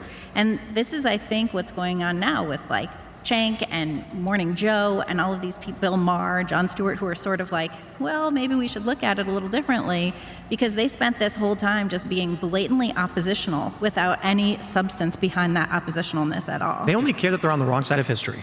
Joe Scarborough's been around so many times, it's like a revolution. I mean, right. Joe Scarborough and I both represented the same district in conservative North Florida. And then when, MSNBC wrote the $10 million check, he went the other way. And now the advertisers are starting to see the diminished viewership with that myopic view. And he's coming back home, maybe. Here he is. Let me ask you, man, like, how does someone like you actually end up being in Congress, where you're not controlled by the lobbyists or these big corporations, you're not pulling these backroom deals like so many others? Where did you come from?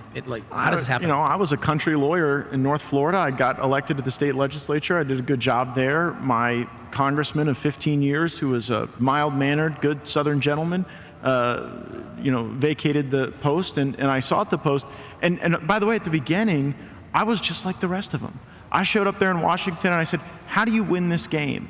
And it's, okay, well, it's this lobbyist who's helping you now, but you could parlay that into this PAC and then this special interest group. And then you go from this dinner party to a better dinner party that can get you more money. And then a subcommittee chairmanship if you do everything they want. If you give your vote card to the leadership and your calendar to the lobby corps, in 4 years, they'll call you Mr. Chairman and you'll get bigger staff. And there was one night I woke up sleeping in my own office as a man in my late 30s, and I said, I don't even want to win this game anymore. I actually would rather not go spend time with those people and do these things.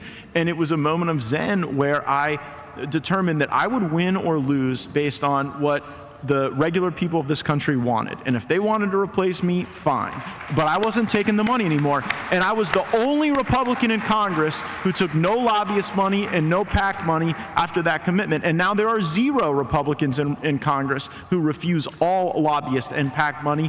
And we ought to encourage more to follow that path. We were at the RNC this year, and I saw something that was incredible, because I covered a lot of different RNCs. But We didn't see the Cheneys. We didn't see the Bushes. We didn't see the old neoconservative John Bolton bloodthirsty warmongers like we used to see there. And we saw a new kind of evolved Republican political party where individuals like Matt Gaetz represent, I think, the exact opposite of what George W. Bush represented. So I do have to say, it is amazing to see you guys come along the side of all the liberty-minded people, all the conspiracy-minded people, all the people that love capitalism, that love individuality, that right there, love health, love taking care of themselves. That revolution right there is something worth noting because this change allowed us to be where we are here today. So goodbye to the old Republicans. I like you guys a lot, though. You guys are pretty cool. But Luke, I give you guys credit too. The libertarians, the anarchists, it was very hard at times to maintain a coalition with a group of people who resist coalitions by their very nature. And self-sabotage each other all the time. Right, and we saw Trump go to the Libertarian Convention. It was combative, but super interesting. Do you think him going there helped get that liberty vote? Absolutely, that was tremendous. He was able to show that he's willing to speak to a room full of opposition and be honest with them. He wasn't pandering, he wasn't lying. He's going to be freeing Ross. I hope he free Rogers Ver. I hope he frees all the individuals that were wrongly imprisoned. Edward Snowden. Yes, yeah, I hope absolutely. He pardons, Julian Assange. I hope he pardons all of them. But this is the larger kind of deal concession that was reasonable because it was honest. It wasn't fake. And truly, I've been working with the Ross Ulbricht case for a very long time. Seeing him walk free in the next few days is going to be something that's going to have a huge ripple effect amongst all the American people that will understand that freedom is capable. The wrongs could be fixed just because we all came together and decided to put our differences aside, which is huge. The other day, Donald Trump was giving a press conference, and one of the reporters says, "Are you considering a preemptive strike against Iran?" And he's like, "How am I supposed to answer a question like that? You can't ask me that." I loved his answer, because normally you'd get some stock garbage answer. This is a guy who is completely willing to just talk like a person. So when we saw him at the Libertarian Convention, reading from a prompter saying, like, here's what I want to do, and then he's getting laughs, then he's getting boos, he goes, fine, then you get 3%, you lose. Everybody busts out laughing. That was great. He's just telling you like it is. And I respect it. Yeah, and he was right, of course. Absolutely. There was something you said at one point. You said there's nothing wrong with being a congressional backbencher. What did you mean by that? Well, if you're always trying to obtain the front row seat, the chairmanship, the leadership title, then you become compromised because you're willing to give away a little bit more of yourself to achieve that objective. And these people work themselves into a psychological just mystery where if they advance, they believe in their own virtue so much that any non-virtuous thing you have to do to support your own advancement is justified. And after a while, you're nothing but a valet for the lobbyists and special interests who are destroying the country. And so I joke with my little crew that sat with me that we were making backbenching great again because we didn't owe anyone anything. We were willing to communicate directly to the people, and also we weren't afraid of losing. I was so inspired by Congressman Eli Crane of this fine state when he walked in to the Speaker's office and said, I have faced down the radical Islamic extremists overseas. I don't worry about whether or not I'm going to lose an election. I'm here to do the right thing for the Constitution and for the country. And that courage can be contagious. That is really the hope with Trump coming back, is that all of these husks of humans I served with in the United States Congress will actually grow a spine and stand up and fight for the people who are counting on them to deliver the results that we've all been promised. Go ahead. I was just going to say, I think that you were kind of exceptional because you have a big personality and things like that. I know members of Congress that I've worked for, they came in and they wanted to do the right thing. They said, I'm coming down here, I'm going to do the right thing. And then, they didn't make the right vote for leadership. And all of a sudden, they were getting no committee assignments and nobody wanted to co-sponsor their bills. And so I think that they got beat down thinking they couldn't serve their constituents unless they played ball, and then it sucks them in. So what would your advice be to them to get out of that if they can't be on Fox every night? Isolate what they can never take away from you. They can never take away your vote. The people gave you that vote. I may go cast one on January 3rd. But Better. Do it. But the people give you that vote. And so if you hold that as yours, right, that is empowering. What I found is that I own my 5 minutes. When I had one of these dirtbags in front of me from the Biden administration, or even some of the bad ones from the Trump administration, I had 5 minutes to ask whatever questions I wanted, and no one could take that away from me. And I used that as a way to expose a lot of the problems going on. And then you'd have people that would see those dynamic exchanges and say, I want to do that. I don't want to just get the Association for, Southeast Paper Distributing to give me my little talking point to From go read. committee staff that actually comes from No, obvious. Matt, how did you trick that person into giving that answer? How did you get them to admit that they should have known where the laptop was and didn't know? And then you start to develop those skills, and there are a lot of great folks that are still there who I hope will continue to proliferate that. There we go. Yeah, I'm here for it. Yeah. We need more.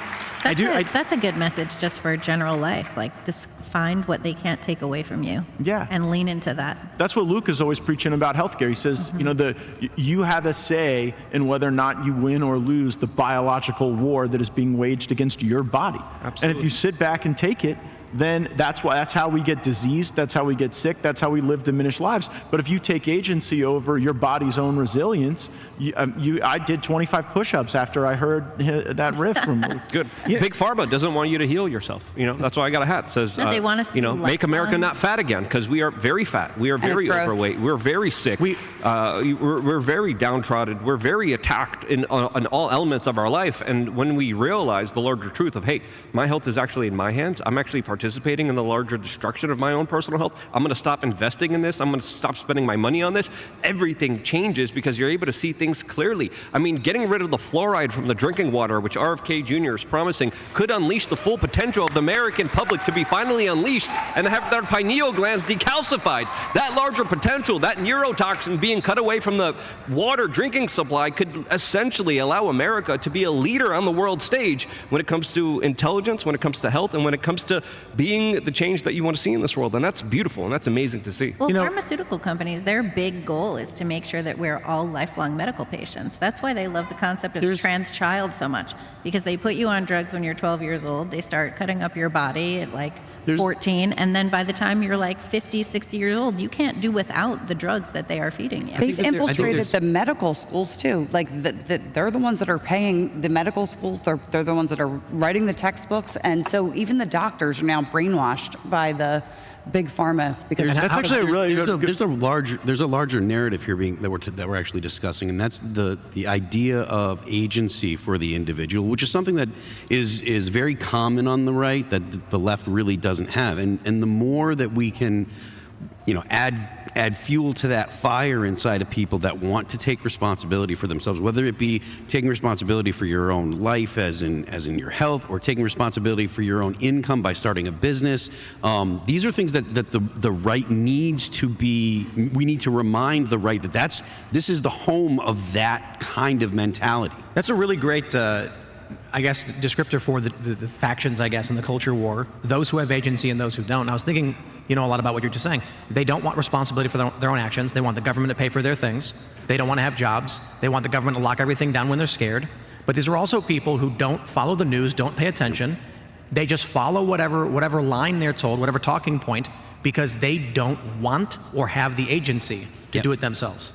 And people, it's scary to take responsibility for yourself, right? Like, if you are responsible, then you're the one that's to blame when things go wrong, and that's a hard thing for a lot of people to deal with. But if the founders of this country and the people that make America actually great are the people that will stand up and say, I've got this great idea and I can go do it. And it's that attitude of self-reliance and belief in yourself that makes America stand head and shoulders above every other country in the world. It's a lot better than being ruled by a death cult. Yeah, I'm often asked, though, well, Matt, the Democrats, they always just do whatever Pelosi says or whatever Schumer says, and the Republicans, it's like herding cats with all you going every direction. And this is why. Because they value the collective, and oftentimes we rejoice in an individual expression of courage or intellect or creativity or beauty, and they don't have the same appreciation for it. We're in this massive convention center. It's just crazy. All the lights, when I'm seeing the speakers come out, the amazing production value of AmFest, and it's a cultural hub that is tremendous. The end of every year, I've been doing it. I think is it the 4th year they've been doing it? Mm-hmm. It's absolutely incredible. This year, you know what we saw that was really amazing? It was when it was a UFC fight. Luke, you can tell me which fighter it was. I don't remember, but you got Trump walking out with who was it? Dan Bongino was there. Something like that. UFC, as popular as it is with the entire country, it's on the big screen at every sports book and casino and every wing stop or whatever restaurant. And there is Donald Trump walking out as a part of this massive cultural institution. Seeing stuff like this and then thinking about what is even existing on the other side, I can't help but feel extreme optimism for what's coming next year. With Charlie talking about how we're going to primary all these bad Republicans, the conversation wasn't even about how we stop bad Democrats. It was, now that we've done that, we're going to go for the bad Republicans. We are building the cultural institutions. Bud Light has faltered. Target recoiled over this. Disney is canceling things. We are swinging everything in our direction, and now we're going to clean up everything on this side too. But we have to hold our feet to the fire because we always say this, and then it comes time to get rid of Obamacare or whatever, and the Republicans do nothing. Right. But don't you feel hope from what you just saw this last week? Oh, of course. Not it's the like election. I got PTSD a little bit. But I've never seen the lobbyists lose before, and we took that 1,500-page bill that was wild. down to nothing, and it's it just still not great. But it's not great, but it is better than they have ever done. That's true. What they do, they back members up against the Christmas holiday, and they say, if you want to go see your family for Christmas, you're going to vote for what the swamp wants, and they've done it every time until now. And Lisa, you know better than most people, considering your work with Congress and stuff, the idea that with the margins that we have now, that we're going to get in there and Republicans are going to be able to get everything they want. You know that because of just the way the numbers work, you have to do some kind of deal to get anything done at all. I think I was the deal. I think I was the thing you wanted you didn't get, and maybe we'll get the rest of it. Hopefully. I've moved the Overton window so much on cabinet appointees. Maybe we'll just get like Tulsi and RFK. But who's there folks. doing that? Now that you're gone, who's going to take your spot and take up the charge? Well, in anything that we do, we always hope we have to inspire people who come behind us to improve upon our work. Who? I look at people like Eli Crane, Okay, Eli's and Anna Paulino Luna, and Corey Mills, and Andy Biggs, and I am heartened that there are patriots who put the congressional pin on every day and go do that job. We need more of them. I think there might be some out there. Oh, did someone say Matt for speaker? I would be a great leader. I just have no followers in Congress. It is remarkable how, when all that fighting is going down in the House, hopefully again on the 3rd when you're there to cast that vote, that it seems so obvious to all of us here that this is a broken machine and none of these people are operating honestly. There's a lot of retaliation that goes on. There's a lot of... Tell me about it. There's a lot of manipulation, retaliation, things that you don't expect, that you don't see every day. I studied politics going in college, and I had no idea what it was about until I actually interned there. It's a whole nother world. House of Cards actually is probably the best representation of my former job, in the entertainment space. Would you agree? I agree. Yes, I've seen McCarthy do some horrible things to people, and because they didn't vote for him for speaker, and they held this person down and made them a laughingstock and wouldn't let anybody sign on bills. I remember when things were going on with Madison Cawthorn, and he had a great bill, and people were like, "No piece of pride, don't put your name next to it." Same thing with Marjorie Taylor Greene, and it was disgusting. Congress is even if they were 100% a part of the bill, they loved it, they loved everything in it, just because it had Marjorie's name on it or just because it had Cawthorn's name on it. Nope, they didn't even want to be a co-sponsor. Straight up mean girls. Half jokingly though, it's bad. Was there ever anything you saw that got anywhere near pushing a journalist in front of a train? I mean, I don't literally think anybody in Congress. Well, Madison Cawthorn did talk about those, those private parties and orgies he was invited to, and then he got kicked out of Congress. I was never invited to them, so I'm kind of, He got invited to better parties than we did. Marjorie Taylor Greene had a great bill that I was really sad to see that no one signed on to, and that's exactly what I'm talking about. The bill was to make it so that.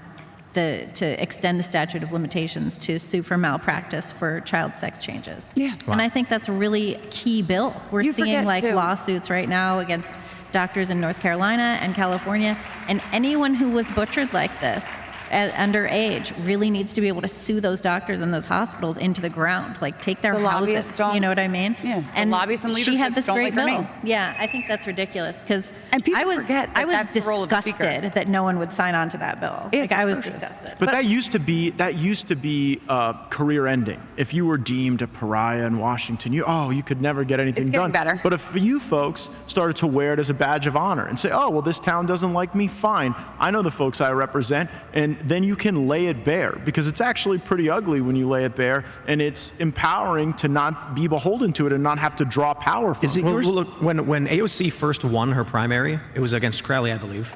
I was cheering for it. To see this long-term establishment Democrat, they say he was the 4th highest ranking member, lose everything to a young upstart. I'm like, good, bring it on. They all deserve it. I feel like AOC was a bit of a disappointment, unfortunately. I suppose I got a question. I think she's disappointed herself. Because she came up to me when we were making the demands on McCarthy for stuff that even the Democrats wanted, the ability to have votes on our amendments, single subject bills, so stuff isn't all jammed together. And she came up to me after the first time. In that famous picture? Yeah, McCarthy didn't get the vote, and she said, I wish we would have had the courage to do this with Pelosi.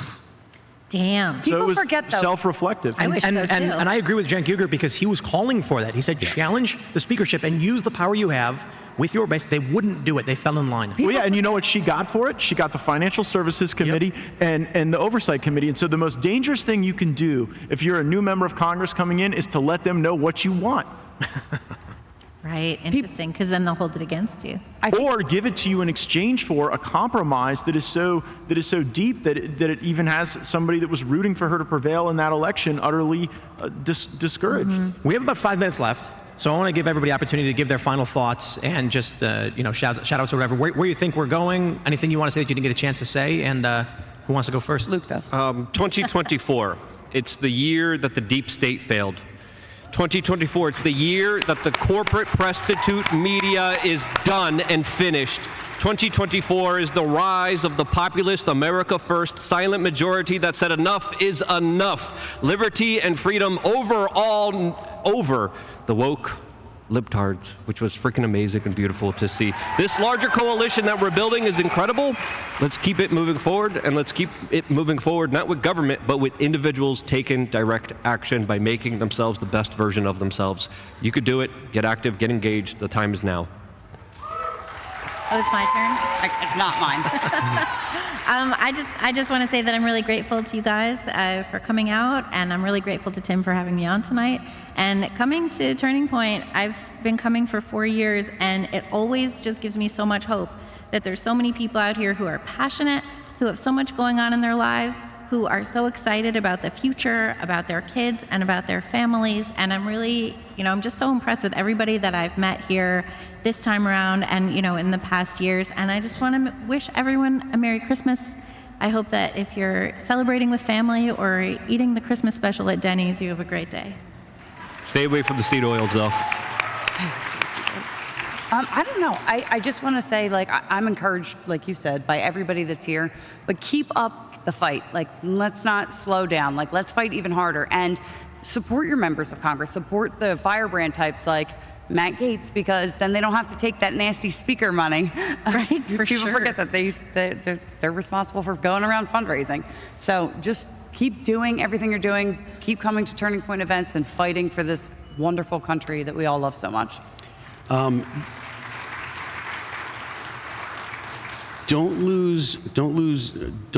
forget the fact that, or don't forget how important what happened with that continuing resolution was.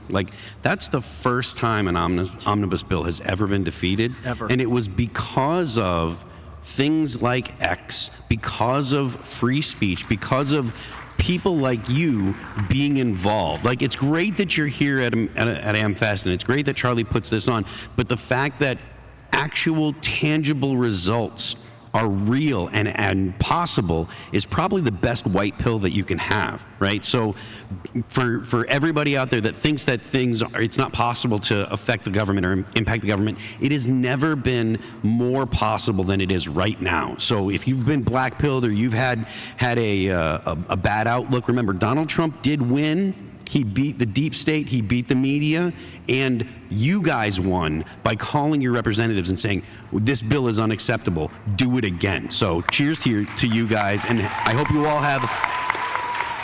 have a very Merry Christmas and a Happy New Year. Yeah, Merry Christmas. One of the original sins of the censorship industrial complex was that One America News was taken off of DirecTV, not because of any legitimate diminution in people watching their program, because they didn't like the viewpoints that were expressed on that network. I'm going to have a show on One America News because they are a feisty network. I'm a feisty former congressman. I'm going to work hard to get them re-platformed in the places that allow us to get that message out. So I hope you'll watch the Matt Gaetz Show, 9 o'clock Eastern, starting in January. Where's Ian at? There he is. Let's go. All right, everybody. We got one last shout out from our good friend Ian Crossland. And subscribe to the Post Millennial. You've got 20 seconds. Just shout out to you guys, you particularly. Lisa. I see you with the white hat for coming out, man. You guys are part of this too. We're like all moving this thing together, separate, but together. This is like fucking exhilarating to be a part of this, whether it's up here, out there, in there, where's that? Doesn't matter, man. You're part of this. So make a good life for yourself. Tell yourself a healthy story. You want to be impeccable with your word. Do not sin against yourself with your own word. Tell your story, tell your life story as if you are your best friend. What advice would you give them? Give that to yourself. Be kind to yourself, man. We need you right now. Amen. And I want to give a special shout out to Matt Gaetz for bringing up graphene earlier. 2025 is the year of inception. All right. We're going to make some wild leaps in technology. Where can people find out more about you guys? Oh, you can find me on X at Libby Emmons. You can check out thepostmillennial.com and humanevents.com. We have some great contributors, Jack Posobiec, Andy No, Katie Davis Court. So come check it out. Phil? I am Phil That Remains on X. You can subscribe to me there. The band is All That Remains. You can check us out on Apple Music, YouTube, Spotify, Deezer, Amazon Music. And don't forget, the left lane is for crime. Ian? You want to follow me at Ian Crossland, Luke? Thank you very much for reminding me to shout that out. Follow me online, guys. Matt? At Matt Gaetz. We'll be back January 6th. This is it. We're taking 2 weeks off because Christmas is coming up, so I hope everybody spends time with your family and And if does you what like, you can. if you like my stuff, I got some stuff too. Oh, yeah.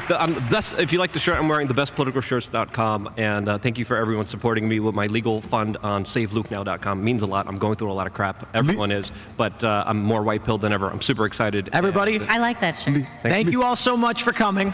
Lisa Reynolds, ladies and gentlemen, Lisa Reynolds! Lisa Reynolds, and shout out to the crew, all the guys, Serge, Kellen, Carter's over there. Without them, this stuff doesn't happen, so. We're going to wrap it up. Thank you all so much for hanging out. You can follow me on X and Instagram at Timcast. We have a couple of golden shoes to give out to who wants to throw them? I'll throw them. Let me throw one.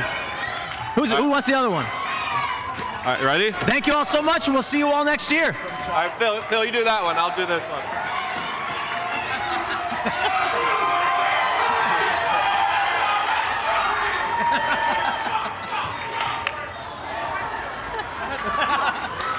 Thank you, everybody. Right, we got a winner. And this feels. All right, let's roll.